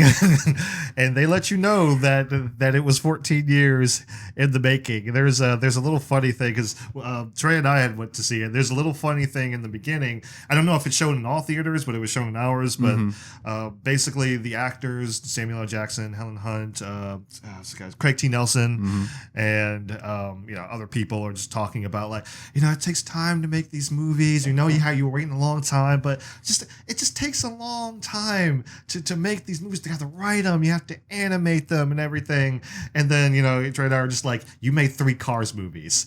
There is no excuse. You have no excuse. You're just not even helping your cause right now. Did somebody say that on screen, or did you guys just mention it? No, we just mentioned it. Yeah, it was just like, you made 3 of these movies or whatever. I'm like, there's no excuse. Yeah. There's no excuse. But like I said, 14 years in the waiting for this movie. To be perfectly honest, I never thought it would happen. I saw the first one, and after I think 5 years it passed, I was waiting. They left it on such a point where it was like, needs sequel. Yes. And nothing. Yeah. Then I think after 5-6 years or whatever, I was just like, all right, whatever. I'm still going to enjoy the original, but I'm just like, all right, whatever. They're not going to make it. Then I hear that they are making it. And for me personally, I don't know how you guys are, but I have a real problem with some certain sequels that come out much later on. Yeah. Yeah. Because sometimes you just, they get the people, they're way too far removed from it and everything. They're from the franchise and they just don't, you have movies like Indiana Jones, Kingdom of the Crystal Skull. And it was just like, all right, you can really tell, like, all right, you guys are kind of, Harrison Ford still kind of pulling it off, but the movie, Steven Spielberg was like, yeah, just aren't there. Lucas, you just aren't there. Most movies, after 14 years, they don't make a sequel, they make a reboot. Yes, yeah. Exactly. Oh, heck yeah. Yeah. But then, you have other cases like Rocky. Because when they came back with Rocky Balboa, I was like, oh, okay. That was actually really good. And Creed was really good. Yeah. So I was like, okay, it can still work. Saw the trailer. I was like, it's okay. I only saw the one. I know there's 3 of them out there, but I only saw the one. I was like, looks like it's going to be okay. And I think we were talking earlier, like you said, it kind of focuses a little bit more on the comedy. And, it kind of gives you the feel like it's going to be, okay, mom's out there getting into work, and dad's, daddy daycare for a little bit. Yeah. Was it Mr. Mom? Mr. Mom. Yeah. So it's like, okay, we're going to kind of go this route here, right? Technical difficulties.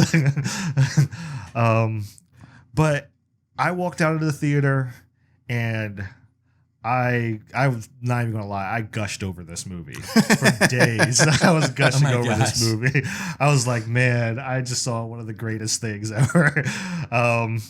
There's a few little tiny issues that I have with it, but other than that, like the villain being one, but other than that, I walked out of the theater, I was like, this was so great. I want to see it again. It was very well polished. From top to bottom, everything was extremely well polished. But better be. Well, yeah. It took a while. One of the things I think we both realized was the sound effects in the movie were fantastic. You think about Star Wars having, great audio and great sound effects, but man, they did a top-notch job with the sound effects. It had stuff rolling around behind you and all around. It was good. It was really good. They did a lot of things that just played homage to it. Like the opening, one of the things is the opening Disney movies, they have the castle, right? The castle image. They had Art Deco'd the castle like it was made out of the Incredibles kind of diagram. It was great. Oh, cool. Just small little stuff like that. It was pretty cool. Yeah, it was all right. I gotta stop gushing for a little bit, bit, and actually just try to get. Because I texted you a few days later, and I said this might be my favorite superhero movie of this year. Wow. And this is after seeing Infinity War, and I'm just like, this might be my favorite one. Now, if it is, Infinity War is a close second, but and Black Panther's right on the heels of that too. But I'm just like, I think this might be my favorite one. And what it's still taking place because this takes place right after the second one, right after the first one. Like if you were to watch these back to back, It's designed for it. Yes. I mean, it's designed for it. It's like you finish watching The Incredibles, you get in the car, you go see Incredibles 2, you're right on the same page. That's the way it works.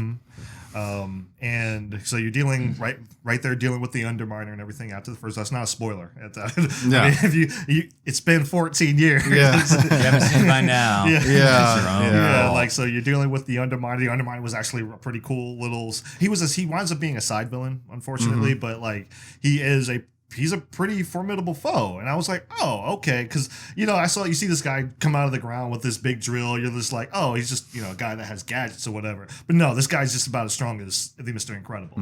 So, and unfortunately, like, supers are still illegal.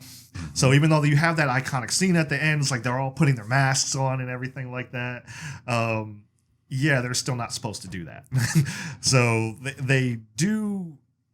Wow, actually, they don't even. It's not a spoiler. They don't really stop the crime. They stop because the Underminer leaves the drill going, and he escapes. But so they have to stop the drill, like the big drill and everything, and they actually wind up causing a lot of damage. They save the day, but they kind of support the argument of if you had done nothing, it actually would have worked out better. Yeah, because they do make some good points. Like the lawyers that were in there talking, it was just like, you could have just done nothing. We have insurance to cover these kind of incidents and everything, which is actually true to real life. Like there is, if there's a bank robbery or something like that, there's insurance to cover those funds that are in that bank and everything. So just like you could have just not, if there's a destruction there's things in place to actually take care of it. So I was like, that's actually a really good point. So even though like you're still rooting for the heroes, you have to kind of sit back and be like, all right, yeah, you make a good point. You might be right. Well, but at the same time, it's kind of like with Batman versus Superman kind of thing. It's like, but what do you say to the people whose family is dead? I mean, yes, technically Superman stopped Zod from destroying the entire Earth. That's true with the Earth Changer thing, which again, it makes sense because they're super. Why would you want to make them not super? But anyway, so yes, he did stop everybody from Earth from dying, which is great. But what about those few thousand people that did die? What which is kind of why Batman doesn't exactly. Well, I mean, so you got that issue. Is like, okay, yeah, but people got hurt and. Maybe some people would have been more hurt if they didn't do something. Maybe if they didn't, intervene. Yeah. I mean, again, it's not perfect, but not doing something. If you could do something, it's kind of like that old thing. It's like, would you, what was it like? There's some kind of ethical test. It's like, would you switch the train to crash into like a chasm that would kill everybody on the train, or would you switch the train in the middle of town, which would kill all these extra people in town? Either way, the train people are going to die. You just got to make a choice. It's like, what do you do? I mean, that's kind of the ethical test kind of a thing. Yeah, and it is like there's a lot of play with that because that's one of the things that that Bob struggles with a lot. He's just like, I have these abilities.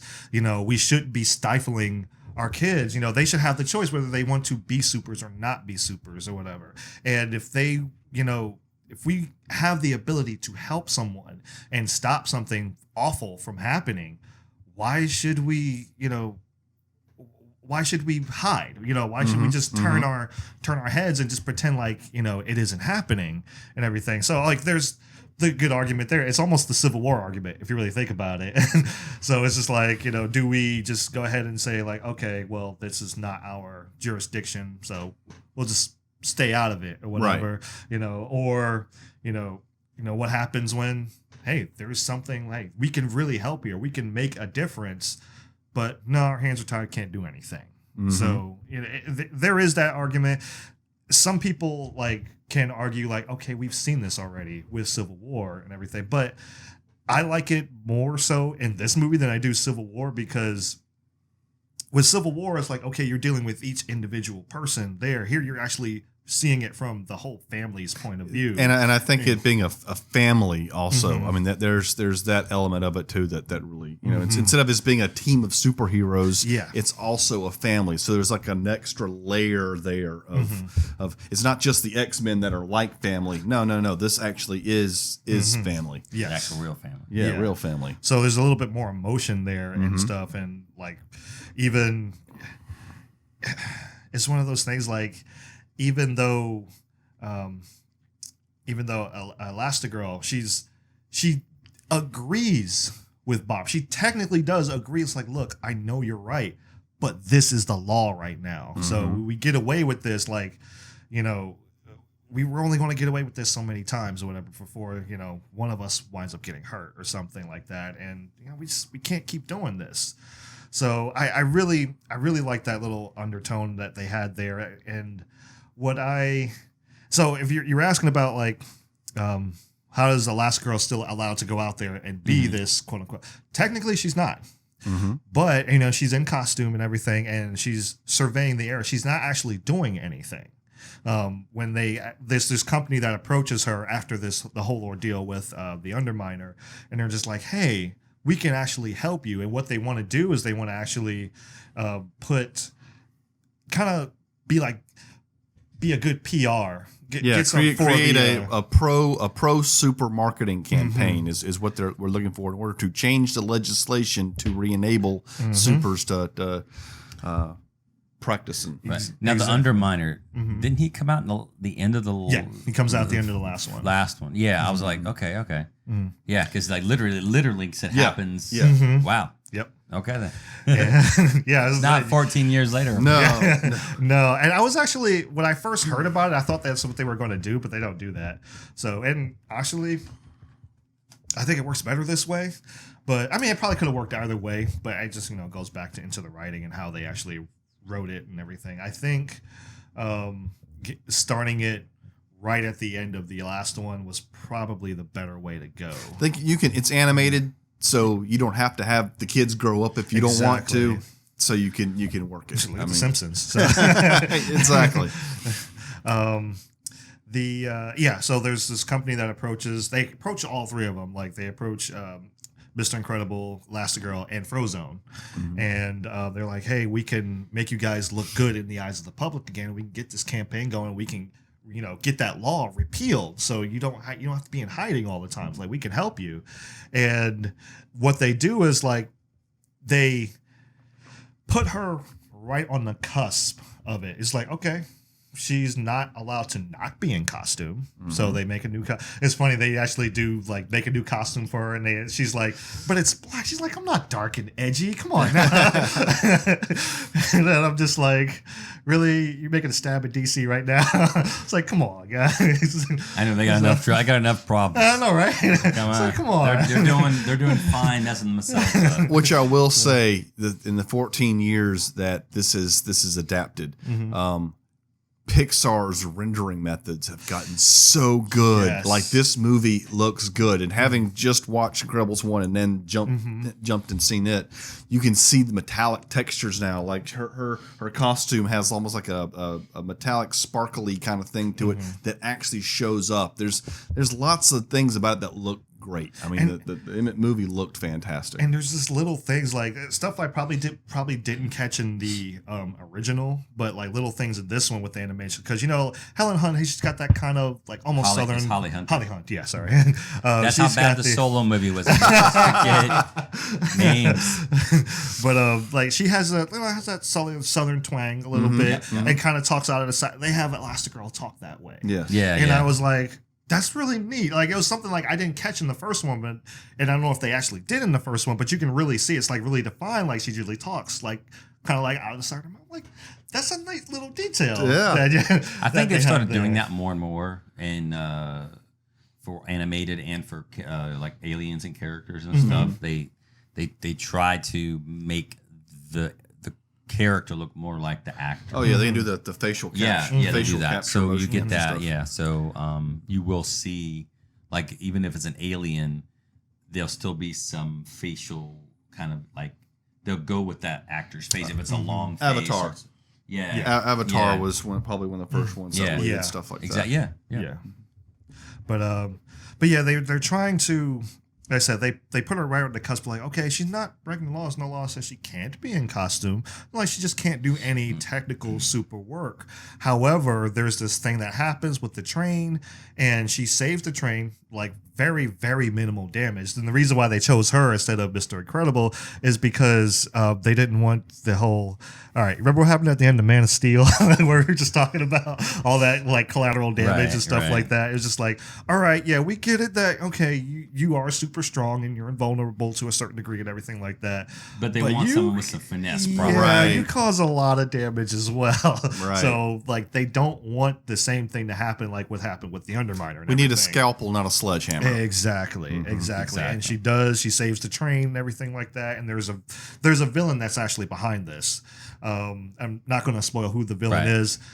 To be perfectly honest, and this is one of my issues with the movie, if you see it, if you're watching it, you're going to figure it out very, very early. And it's, I don't want to say, I don't know if it's done on purpose that way. If it's done on purpose, you probably shouldn't, because there is a quote unquote twist that happens, the reveal, but it's like, I already know.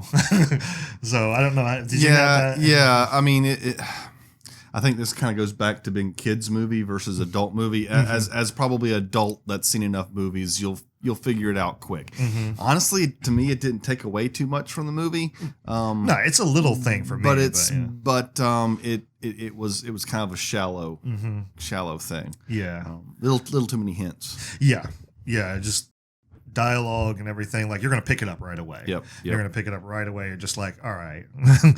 But that aside, I was, like I said, I'm okay with it. It's a minor thing, to be perfectly honest. But, you know, the whole, like, reveal and everything was supposed to be, I don't know. I guess why it detracts from me is because, like, there was this quote unquote big reveal. Yes. So I'm just like, all right, this would have been more effective if, you know, I didn't know that this was coming, you know, or if I didn't figure out who the villain actually was. Well, I mean, I would probably say that would be one advantage Incredibles 1 had over this one, is while the villain is revealed earlier in the first Incredibles, you really don't have any idea who it is, more so than in this one. Right. So I would say, like, okay, that kind of detracted a little bit. What I was actually surprised was I saw a few reviews after, because I like to watch my reviews after and stuff like that. I've seen the movie and everything, and I form my own thoughts and stuff like that. But I was actually surprised where a lot of people were actually upset, not upset, but like they were like, he's like, oh, we got this, you know, we gotta do this whole female empowerment thing or whatever. Dad's got to stay at home while she's got to be the one doing all this. I'm like, not really. I mean, because like I said, they make a pretty decent argument as to why, like, okay, you have to just hand back for a little bit. It's like not like we're benching him permanently. It's just like, all right, like you said, we need somebody with more finesse. Exactly. You need a fine, like, you need a jeweler's hammer, not a sledgehammer. Exactly. You know. Exactly. And I was like, okay, that kind of makes sense. But there is some dialogue in there that's referred to a couple of times or whatever. And even when he actually starts to get upset about, like, oh, why me here? I'm like, what? I'm. And then he starts saying, like, oh, I'm better. And she just shoots him a look like, I mean, she's trying to, like, reconcile it. But I can see why some people are kind of, like, having a little bit of an issue with it. But for me, I'm like, this is taking place in the 60s. Right. So this is. So technically that would be how it would be. Well, then let me ask you this, though. I've not seen it. Unlike, let's say, for example, The Last Jedi, where we talked about this, that I feel personally, Poe made the right decisions, but still was chastised by Leia and Holdo. You're a reckless, blah blah blah blah blah. So did they do it in that way, or did they just say, well, hey, did it do it that way? No, actually, this was probably the biggest difference in The Last Jedi. There was definite resortion to name calling. There was no proof of competency. There was it was more like you're withholding information, causing more problems, blah, all this. There was no reason behind it. With Incredibles 2, you have this happen, but but all the reasons and all the decisions that are made are based upon competency. Yeah. And the issues that will arise from that, meaning Mr. Incredible, he gets upset the fact that he wants to be better. He wants to, he's having his struggles with it. Right. But you can actually see a dialogue between the two going on about how do we reconcile this issue that honestly. So it seems to me that what you're saying is basically, it's not like he's talked down to. No. Saying, you can't do it because you're a man and I'm a woman and I'm an independent, blah, blah, blah. Not so at all. it doesn't sound preachy. It sounds sensible. It's Yeah. like, we need these specific skill sets that you don't have. Right. Yeah. And he knows, and he knows there's his wife is capable. That's right. the thing, too. And there's So that there they have a conversation there because what they were hoping for is Mr. Incredible can go, he gets the job and she can stay and take care of the kids. Right. But they have to have an actual discussion because as much as he doesn't want her to go out and into danger, even though he knows she's capable of it, she is the one that is selected, and so that's what she needs to do, reluctantly.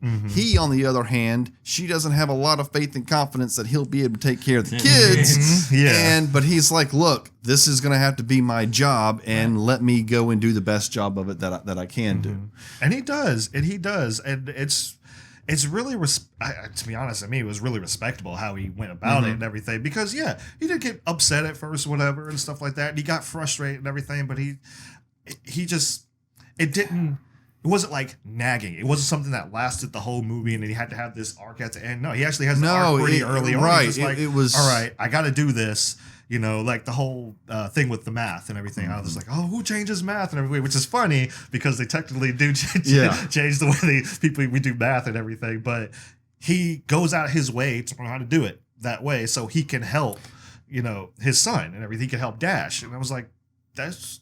Actually, I didn't expect that, but I'm like, I really welcome that. The best way I can the best way I'll describe it is this: it wasn't just the way that, especially the trailer set it up to be. It's like, oh, this is just going to be daddy daycare comedy, whatever. Fumbling, bumbling, fools. whatever fool. Homer Simpson goes try to take care of the kids with yeah. superpowers. That's how it kind of was set up. But actually, the way it rolled out was a little bit more Kindergarten Cop. I mean, it was like Kindergarten Cop. He walks in there, does not have a clue of what he's doing. But he hits bottom, learns what he needs to do right, and adapts and overcomes. And it shows a real growth in his character that way. So it's not about making fun of the guy. It's actually showing character growth and development. Yes. And I don't know if for me, it seemed like with because we know Jack has powers, especially at the end of we know by the end of the first one, he definitely has powers. And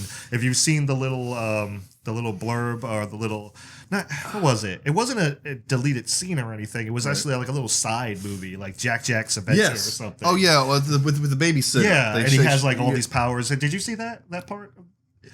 It was on the DVD extra. It was on the DVD extra. I guess I saw. It's called Jack Attacks. Yeah, No, Jack I didn't Attacks. see that, no. Okay, You can probably find it on YouTube. I'd recommend it. Yeah, but it's revealed that he has powers. He has multiple of them, and it's hard. Like he has to the point where like he can literally go into another dimension. Like he'll just like pop out of the existence in this realm, and he'll just be off somewhere else and everything. And Well, that's on the previews too, and that's kind of like a poltergeist thing. yeah. So it's kind of like you hear him. It's like Daddy's got a cookie or something. But it becomes way too much to deal with and everything as a because technically, if you really think about it, he's single parenting right now, Right. and it was almost like, is this kind of mirroring a special needs kid to a certain degree? I was thinking. I was kind of getting when that I little think about undertone. it kind of, yeah. Because they can be a really hard deal. Like, if you've got autism, Asperger's or something, you have these outbreaks and everything that you have to really take into account for, relationships with other kids and stuff like that. I was like, that's the one thing I was getting from it. I was like, that's a nice little subtle undertone, if that's what they were going for. They never really, I guess, mention the other kids growing up. No. with the superpowers? Honestly, I thought they did. That part of this was the beauty of it. They actually made That the plot was really strong with the kids. The daughter is going through adolescence and emotional issues. No, I was asking was, did they not like say, oh, remember when Dash was a kid and he would do these things? So because it seems like it doesn't seem like they had multiple powers. issues. Well, they didn't have the multiple powers. If you're a baby and you could turn invisible, right? You're like, where's the baby? You know? I mean, Exactly. you know, Exactly. I mean, so it's kind of like Jack disappearing, you know, sort of. So I'm like, I'm just trying to think, like, I guess maybe they weren't acting that way, or maybe their powers hadn't. They were probably a little bit more established yet, or something. I don't know. Yeah, I guess in the sense of the universe that's the world that's built around them, it's if you're a super, it's a little bit more manageable if you just have one power and then Right. you get And a they- beat and they on it. don't It's all- probably tough, but it's like, all right, I can get a beat on it and I can kind of put measures in to stop it. With Jack, it was almost unlimited. Like Wow. to the stuff that was just popping up, like he can create multiples of himself and everything. He He can could go laser through beam- walls, laser beam eyes and Yeah. everything. Plus, so. I don't know if He they turned to a all monster. Yeah. manifest their powers at the same time. Like Yeah. Jack Yeah, I was manifested as a baby. Right. I don't know Maybe if the other ones did it later or Yeah. something. So. Yeah, which is possible. And what's his name? Vi didn't actually like. She knew she could turn invisible and stuff like that. She knew she could create force fields, but she didn't know to the extent of what she could do them Right. as and everything. And there are other supers in here. And one of the things I liked, and actually, to be honest, and like I said, they're going all like some people were complaining about the quote unquote social justice aspect or whatever, and like empowering, like, oh, everything's got to be about empowering women and everything now.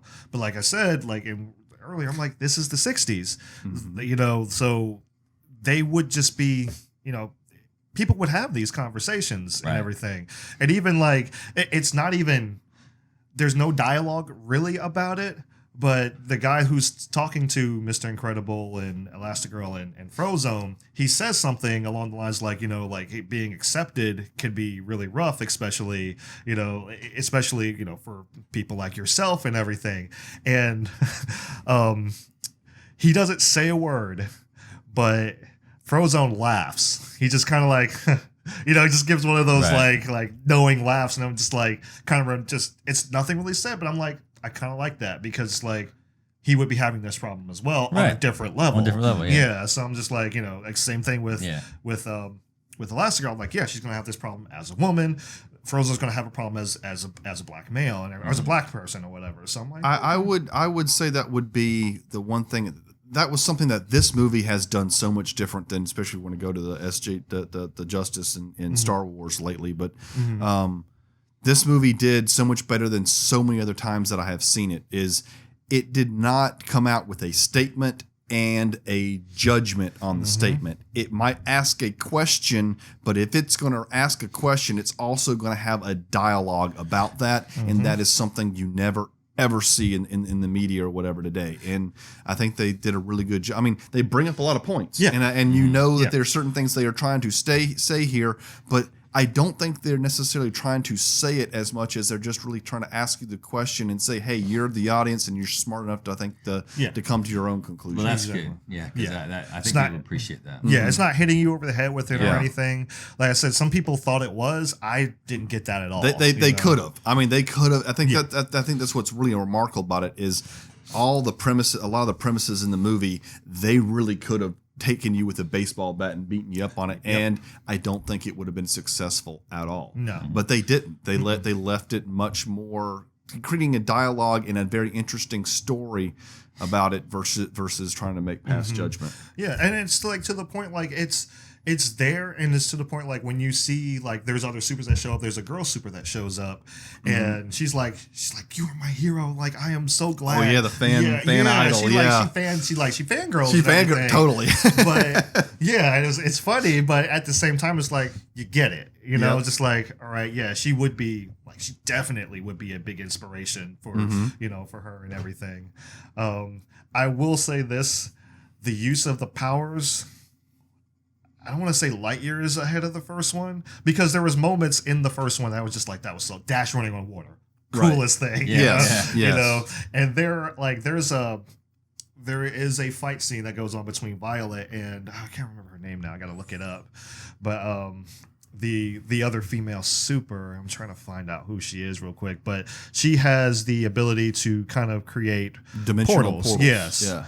Kind of like Blink from X-Men, whatever. You remember you seen X-Men First Class? Not First Class. Days of Future Past. We saw that together, right? Yeah, yeah. Did we see it? But yeah, like she actually can basically create a portal. It's like and a you can portal. walk through. The portal gun. There's a game called Portal, and it's called the portal gun.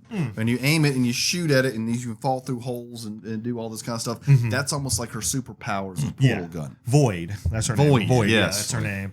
And they have this battle, like her and it is awesome, dude. I'm like, this is probably close to rivaling that because, like, okay, The you know, Nightcrawler. Yeah. yeah, I was like, this was really cool because they eventually, like, they're by some means, not going to spoil how, they become bad people, like the other supers, and they have to battle with the kids and everything. And it's like, that's because Jack's running. All she does is she creates a void. She creates a portal, and he's just repeatedly running through the house. And everything. That was really cool. But I think the fight between her and Vi was like, because she would create a force field. She'd like do a portal. She'd fall out of the force field and everything. I was like, that is actually really neat. Yeah.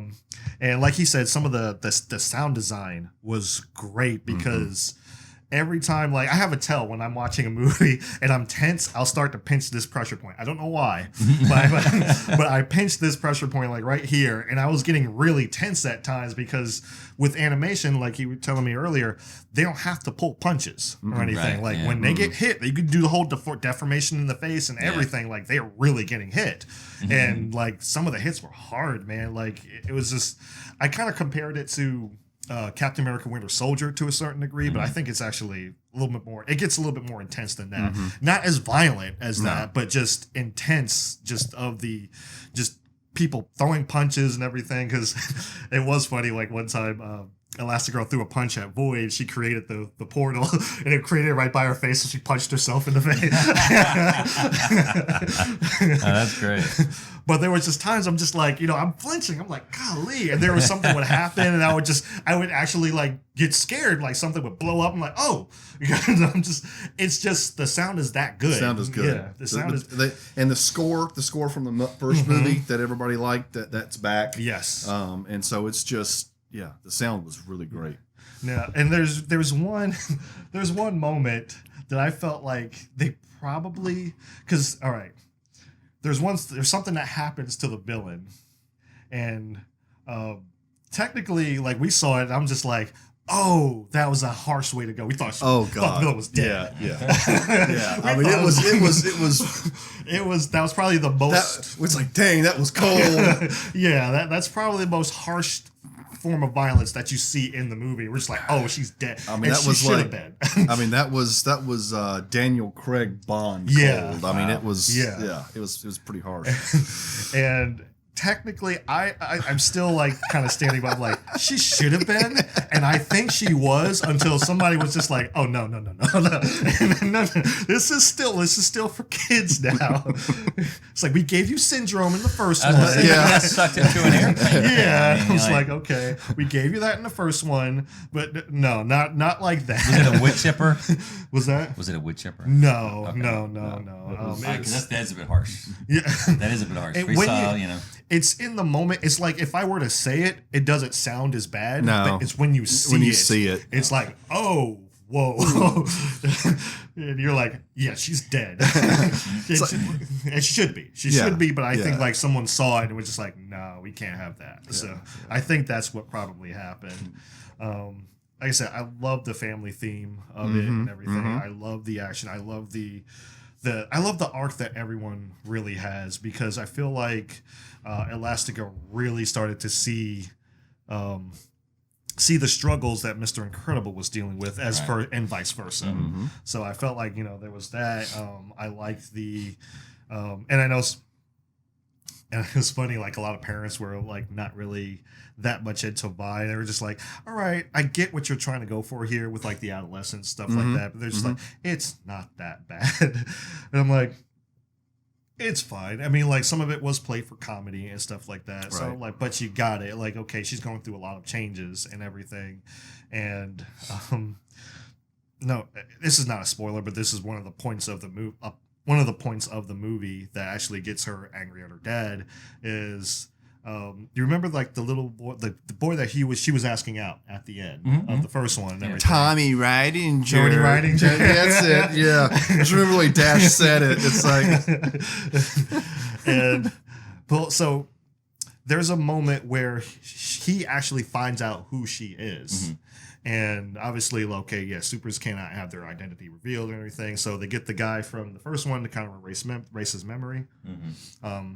Though it's the first time I think they showed it, other than Jack. this is like in the Attacks. first 5 seconds of the movie, so it's Yeah, so they show it, but he erases that part, but he erases like Too much. Yeah. Yeah. And he doesn't remember who she is. So like, and then he finds out like, oh, the dad asked her, so she's like, you ruined my life and everything. It was like, she's like, oh no, I hate being a super. And she throws the suit like in the garbage disposal. like flapping up. And then she just gets frustrated, throws it against the wall and everything. So I mean, it's played for laughs, but at the same time, you kind of get it. It's like, yeah. okay, I mean, it's you got drama, Yeah. and then Dash is on the other side of it. He's having the scholastic troubles, right. And then you've got the monster maniac that is Jack, and that's just everybody's troubles. Seriously, some serious terrible twos. Dude, just Like you wouldn't believe. It's like every parent's going, my kid does that, but doesn't do it the same way. But he's still a monster. Yeah. Oh man, Jack almost stole the show for after a while. yes, though. Yeah. Oh my God, him and that raccoon. Yeah. Yeah. There's this raccoon now. There's a raccoon in it. I definitely have to see it now. It's a raccoon, This raccoon. and he'd give Rocket a run for his money. I mean, it's Yeah. And by saying that, my wife would probably want to see this with a raccoon in it. The raccoon and Jack get into a fight. No. And Jack starts using his powers and everything. Now you would think the animal instinct, you're just like, all right, We you run know away. what? Run away. I'm kind of done here. It's like, all right, this is a little bit much. I'm kind of done. I'm probably not. Nope, this raccoon to the point where the raccoon was came back, standing on top of one of the trash cans, just kind of like looking in the window, was like, "Yo, get you, bro." As soon as you come out here, come on out, come on. So I mean, it's funny, but at the same time, I'm like, come on, man. Like raccoon, I'm just like, you should know. Animal instinct, like. Run something at you. I mean, I'm a human being. I see a baby doing that. I'm running. If I seen a raccoon at my window going, I'm going to take you out, I probably would move away too. Let's be honest with you. You all right? Okay. I almost got his spit take there. You should appreciate that. Yeah, the raccoon was like, okay. Yeah, it's man, it's like I said, for me, it's probably my favorite. And this is, I haven't seen Ant-Man and the Wasp, so I haven't seen that because that hasn't come out yet. It comes out, this coming weekend as we're later recording this this. Still haven't seen Aquaman or Spider-Man Into the Multiverse or whatever it is. Still haven't seen that, but they've got a lot. They've got, this summer's actually been pretty good for at least the superhero genre of movies or whatever. And this one, to me, it's just like, this one really topped it. This one, like, it fired on nearly all cylinders. Like I said, the villain was probably the biggest thing, and that's not even like a real big thing. Like I said, I got out of this movie, I'm like gushing. I texted him like, what was it, the day after or something? Yeah. And I was like, man, I think this is my favorite superhero movie of this year. I think this is You've the just best been one. dwelling on it for the last 12 hours. Yeah, because You're I do that. I try to like process it and just like, okay, take my time, think about it. I'm like, what did I really see that was really wrong? What did I really see that was wrong? I'm like, man, like they didn't do a whole lot that was really wrong. I didn't see much it was of polished. anything. I mean, it was polished. Sort of like when you're talking about Deadpool 2 and some of the jokes, Guardians and the jokes or whatever. No, they Pixar has their comedic timing down flat. Yeah. So they literally like got rid of all the like the ones that didn't work, and these pretty much all work. Yeah, So that's pretty cool. it was good. Yeah. And the action sequences, like you were saying, creative, great, good Yes. camera angles. I mean, just You could tell they spent their time going over that movie with a fine tooth comb. Yeah, it is one of those things. Like, Well, you it really took, think it took a about few it. years, right? Yeah, I mean, Like, better get they that. took all four. No, they didn't take all four. There's no way, but they took their time. Yeah, it is one of those things. Like, if you really think about it, it's like, okay, we're saying like a lot of these things are just they're firing on all cylinders. But if you really think about it, it's like, yeah, you better. Yeah, and you had all this time. Yeah, after Don't rush it 14 out years, now. you better not. Yeah, Yeah. you gotta come back with them. Just halfway. So Pixar did their thing with this one. And I said, I'm standing by it. I think it's my favorite for the year. Regardless of what comes out later on. So Ant-Man and the Wasp might be friggin' awesome, but I don't know. I don't know if I can quite give it all that. I'm sure we're gonna have, at the moment, Infinity War War's still, and the only reason that is I felt like Infinity War's plot was a little bit more unpredictable. While and that's that would be the only detractor. Yeah. With Incredibles, it was an extremely well done movie, and if it hadn't been for that villain, that villain, I would probably give it top marks. Yeah, definitely. But yeah, good stuff. So you gotta go see it, William. You gotta Oh, yeah. see it. Even if it's just for the raccoon. Yeah, I said my wife will probably go see if the raccoon. How often is the raccoon in it? Just a I briefly. think he shows up in. Do you think he shows up I twice? think he shows up twice. Yeah. Yep. Okay. Because like there is a point where actually Jack does get control of his powers to a certain degree, anyway. But it doesn't incinerate the raccoon. The raccoon, No, raccoon's no. alive. Raccoon's Yeah, alive. Well, alive in an art cartoonish sense. Yeah. but- Yeah. Okay, my wife probably would like to see that. There were no. Well, I wouldn't say there were no raccoons harmed, but there were no raccoons permanently Right, harmed there you in go. this film. Well, what was the movie with the rat with the squirrel? Nut job or something? Yeah. Was Yeah. it like that? I mean, because my wife would love that because when he ate the cookie and he's running around out racing the lasers or something, it was. I think that was the one, wasn't it? Over the hedge. that was over the hedge. Over the Yeah. hedge. Yes. Over the hedge. Yeah. Yes. Yeah. So, that's he's out running the lasers because he's so hyped up on sugar and caffeine or something, stuff like that. So I think my wife would like that. Yeah, you guys, it's definitely enjoyable. It's definitely It is. enjoyable. It is. Our friend Anthony's actually gonna go see it Monday. So, so if you haven't seen, this is a definitely for me. This is a definite go check it out. I would say definitely, yeah.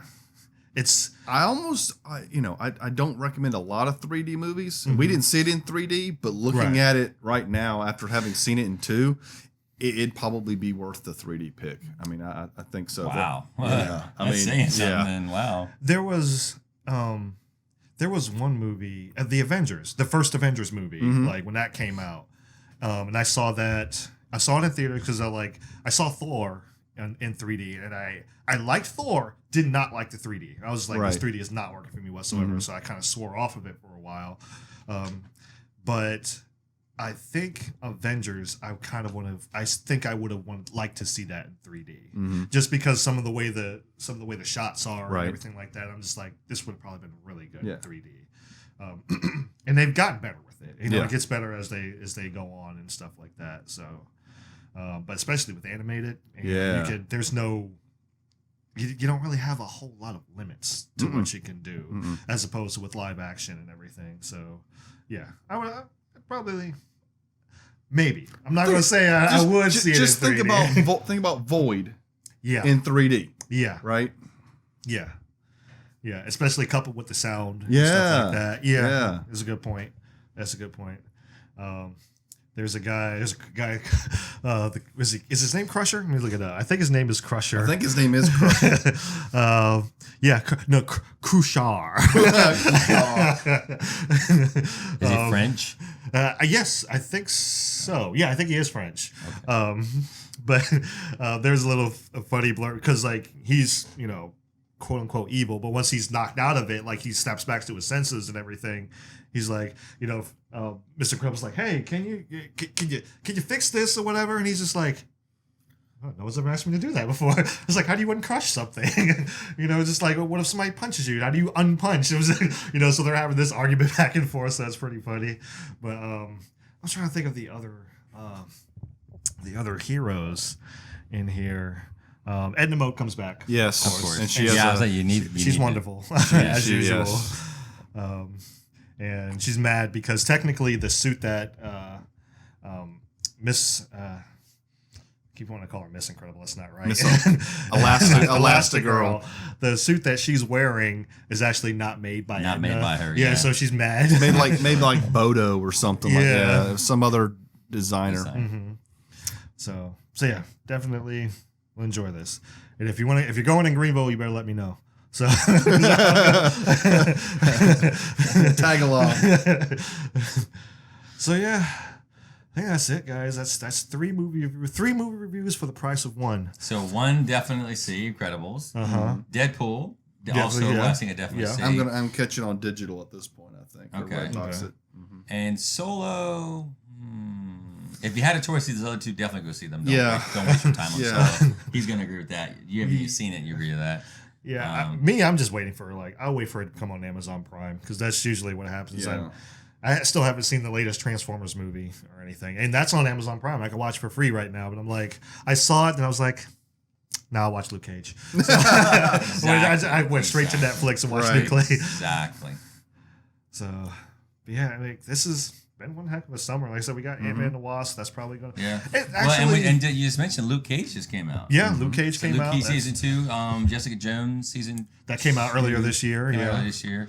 That have you seen any of that yet? Yeah, I saw of Jessica Jones, definitely. All of it? Yeah. You didn't watch all of it? The first few episodes, I'm like, uh-oh. The first few The weren't that Wizard? good. Is that what his guy's? The Wizard? Yeah. Okay. The So I'm like, The first few, I will admit, are not that good. yeah, because the I thought first- I thought the Wizard thing was getting pretty hokey. The first few are not that good. Okay. But as it goes on, there's a theme, especially like even with Luke Cage, there's a theme with anger. Mm-hmm. And for Jessica Jones, it was more like it was self-destructive in a Right, sense, like completely self-destructive. Like she was ruining like her image altogether and everything. Right. With Luke Cage, it's still self-destructive, but he's also destructive as well because just I kind of like it. I like it like, in that sense because like how anger works and how it affects different people and everything. And so I thought that was really neat. But it does get better. I'll say that Jessica Jones does get Okay, better. good. Because I really liked Jessica Jones, and I was like, this first one was the first season of Jessica Jones was amazing. It was awesome. Yes. Holy crap! Some of the stuff they did, I'm like, oh my god. Yeah. So I just couldn't wait to see the next. It's- Luke Cage, same thing. I could not wait to see the next episode. And I was trying not to binge it just because I wanted to watch something good instead of crappy. So Yeah. I'm like, I want to hold on to them a little bit. I will say it's not as good as the first season. It's still good, but it's Yeah. not as good as the first season. Right. It's still decent. It's kind of like with Luke Cage a little bit right now. So- Yeah. Same here. I'm not done with it or anything Right, yeah, yet, but I'm halfway through. About halfway through. yeah. Have you gotten to the part where Iron Fist joins him? No. Okay, that was actually pretty good. That's why I think it gets a little bit better there. I don't know if I like the new bad guy. Parts of it, yeah. Parts of it, no. I don't Yeah. know. I personally thought, like we mentioned, that Cottonmouth was a much better villain, Yeah. just because he seemed scarier. He was. Yeah. He was like He was, and I love, the other thing about Luke Cage I love is the way it's shot. Everything, the filming, the cinematography, of Stylish, Luke Cage is yeah. so stylish. It's great. I think his personally has the best theme song opening of any of these other ones. I mean, I don't remember Iron Fist's one or Daredevil's. Daredevil's pretty good, but the themes, the song, the opening theme song is funky. I love it. It's great. it's I've always I like the stylization of it because excuse me, Luke Cage is the way they shoot it, like even the way like most of the acting is, it's like those old it's kind of like those old blaxploitation films bit, and stuff. yeah. Yeah. So speaking of blaxploitation, I got upset one time because I came into work one day and it was just like, hey man, what's up? What's that movie that came out? There was a movie that came out not too long ago, and they were calling me this name. They were calling me the name of the character or whatever. 2018. They were calling me the name of the character, and I was trying to remember, like, who the heck? Like, why do you keep calling me this guy? Because I remembered the old one. I didn't know they had remade it. Superfly. Superfly, yes. And I was like, everyone's calling like, what's up, Superfly? Why are you calling me Super? I'm like, call me Superfly for? I'm like, I was thinking of the old Superfly. I'm like, I don't look nothing like him. I don't think you look like a new guy either. Well, it's the hair. Oh. It was the hair because like there was an image. Well, yeah, his hair, like the new Superfly, because he had like the hair coiffed up. Like that one time I had an improv show, I had it coiffed up, whatever. And that's they remembered like the people at work remembered that image or whatever. They were just like, "What's up, Superfly?" I'm like, "Call me Superfly for?" And I go when I see this, I'm like, "Man, screw y'all." So, but I haven't seen it, but apparently it's decent, and they kind of kept like that same stylization like they had in the original or whatever. But but honestly, man, I love listening to Superfly soundtrack because I saw the original. Again, you notice I'm not black, but I mean, Curtis Mayfield, just, I mean, the whole thing, I mean, just, I don't know, that whole soundtrack is just amazing. I just, this, to me, if you listen to that music in the movies, and I think that was a movie that did the music right early on. Again, I've not seen it either, but it doesn't look like this particular take on him is the same writing or personality as the original character. Youngblood Priest. I mean, because in the original, you know, he wanted to make one big score and get out. I don't know if this one's the same. If it is, that's cool. I mean, keeping it the same. I think from what I was hearing and reading about it was he's just trying to take over. I don't know if that's not the same though. Yeah. I mean, you know, if you listen to the song Freddy's Dead, you know, talking about, you know, why you want to be a junkie. Remember, Freddy's dead. Exactly. You know, I mean, it's like, that's a powerful song. You're like, I don't know why you want to be a junkie because Freddy's dead. You know, it's like, I don't know how else you can say it that way. I mean, you know, so I don't know. I mean, it's pretty powerful. Yeah, I heard there was little snippets of that original soundtrack in this movie, but well, that makes you feel good, like the Star Wars, like it's so good. Yeah, but I don't know. That's it takes place in Atlanta. It's not in Harlem, right? In Washington, in New York, rather. Right. It's Atlanta. So it's I don't know. Like I said, I didn't know there was a remake of this movie until like people started calling me that at work. I'm like, what are you talking about? I mean, it's got this. I guess it has that same style as in people dressing in the flashy clothes, big cars, and stuff like that. You got that issue. People dressing in all white and stuff like that. Yeah. So you get some of that. So I can see where they're going, but I don't know. I mean, yeah, it might be okay, might not be, whatever. That'll be another movie I'll probably, if I check it out, it'll be like, you know, home release or something like that. I'll tell you what I do want to go see. And this is, honestly, it's just because I've never seen a Rocky movie in a theater. But I kind of want to go see Creed 2. I hope it's good. That with Creed, I missed my chance because I did want to go see Creed, but I forgot it was coming out. So by the time I remembered anything about it, it was already on Amazon. I was like, I missed it. And then I feel really bad because I missed it. I really would have loved to see that in theaters, but I kind of want to go see Creed 2. I kind of do. I don't know if it'll be as good as the first Creed movie, but just for the novelty of saying, like, I finally went to go see a Rocky movie in theaters or whatever. So, because there's a lot of movies that, you know, franchises that are out now and everything like that. You know, Star Wars. I'm like, I didn't really get to go see Star Wars in theaters until Phantom Menace. No, Attack of the Clones. Wow. Okay. It was Attack of the Clones. I remember that one because I fell asleep. That midsection with the water world I fell asleep and I remember waking up mad because it was still going. I was like, why is this still on? And then Star Wars I saw in theaters.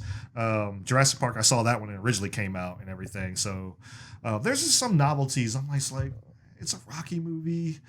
It would be nice to say, like, I at least saw one of those in theaters or whatever, because the original Rocky movie or Rocky 2 or something like that, like, those would have been, were you born yet when Rocky came out? First one? Did you see that in theaters? No, I was young. I was too okay, I was going to say. But, you know, I remember it coming out, but I was still too young. Okay. I mean, I was 9 when Star Wars came out, 77. Gotcha. Rocky came out, I think, 75. Yeah. So I was, you know, I think I was rated R. I think Rocky? it was. Yeah, I mean some of the subject matter, I guess. I I, think mean it now was. it would just be Be PG-13. PG-13 or PG, yeah. Yeah. But I think it was rated. I think it was rated R. Yeah, but I don't know. they had a different rating system back then. So. They did.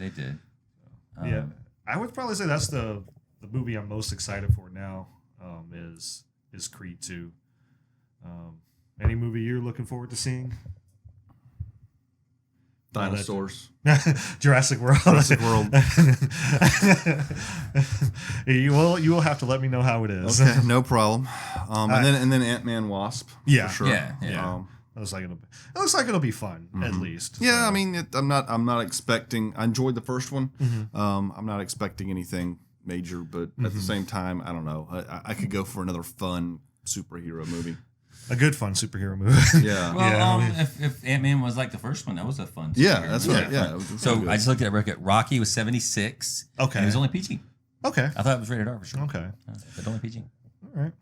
if you Yeah, were nowadays it nine, would if you be were probably 9 good. at the Yeah. time, your parents still might have been on the fence about it. Yeah, if I was 8, I think it was 8. Yeah, it was 8 in 76. So yeah, but that wouldn't have been a movie at an 8-year-old really No, would want to no, see. You not at know? all. Well, no, I think I saw Rocky when I was 8, like 8, 9 years old or whatever. Now as I grew up, I grew to appreciate the movie more because when you're a kid, you're just like, oh, boxing, stuff like that, people fighting, because I was really big into kung fu theater and everything. So when Rocky came out, I was like, oh, boxing, cool, and every stuff like that. But it wasn't. I mean, boxing was a part of it, but it wasn't about that. I think if I saw Rocky 3 first, because that was a little bit more actiony and stuff like that. Right. Yeah. Yeah, Well, as a I do kid. have to say that I don't know. In some ways, I think that was. I don't know. In some ways, I think it was the best one of that group. I mean, they were all kind of fun. I mean, Yeah. Rocky 4 was kind of fun in its own way. Yeah, But yeah. there's something cool about Mr. T and the whole thing. It just was like. I don't know. I don't know. My problem with the middle Rocky movies is they reminded me like of the later 90s Batman flicks. You know what I mean? It's just it stopped being Batman and ended up being this cartoonish. I will say, like the first one, like I said, the older I got, the more I really appreciate it. I was like, wow. So as the quality of the movie, I would say that, okay, yeah, this is definitely the best one. One of the ones that I really like, I mean, the second one I still liked. I didn't like it as good as the first one. The second one I still liked. The third one, like I said, it was a little more actiony. If I had seen it at the same time, like before I'd seen any other ones, I was like, oh yeah, Rocky and stuff like that.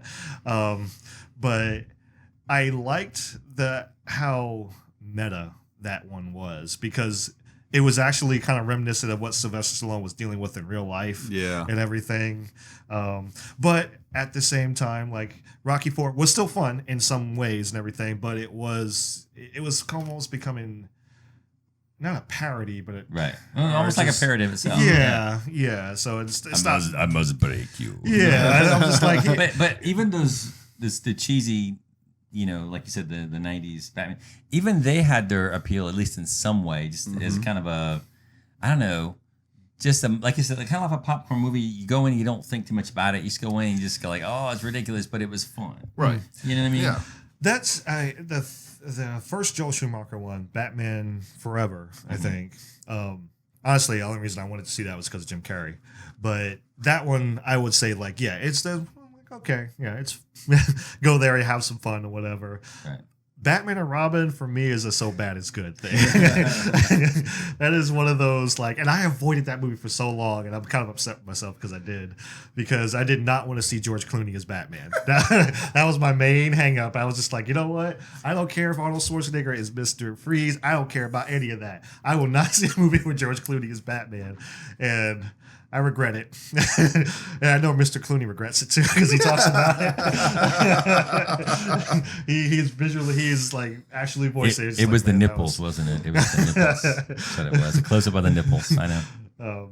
But yeah, that is definitely a so bad it's good movie or whatever. I'm just like, I like it, but probably not for its intended purpose or whatever. But I don't know. I think the Rocky movies kind of were getting more towards like that Batman Returns type thing or whatever. I would say not Batman Returns, Batman Forever. So I'd say it was probably getting more towards that. Yeah. All right. I think that's it for today. I think we guys. talked about every single movie ever made. Yeah, now. I know, right? All right. Well, thank you guys all for joining us once again. Thank you for all for being a part of the show. As always, Yep. I always appreciate it. And just to say to everybody listening, when you tuned in to see the Incredibles review, you did not expect us to talk about Superfly, now did you? No. That's how comprehensive. We do not miss a thing. There you go. There you go. All right. So once again, thank you guys all for watching and listening. If you're listening on the SoundCloud and everything like that, appreciate it. Also, visit our website, BigBlabEntertainment.com. Follow us on the Twitters, Facebook, all that stuff. All those social media links, they're down in the description down below. Once again, thank you, Mr. William. The clan. Yeah, thank you, Trey, for being a special guest once again. No problem. Yep. Anytime there's, like I said, anytime there's Star Wars, you got to be here. So, all right, guys. So that's it. That's it for today, and we'll see you in the next one. Peace out.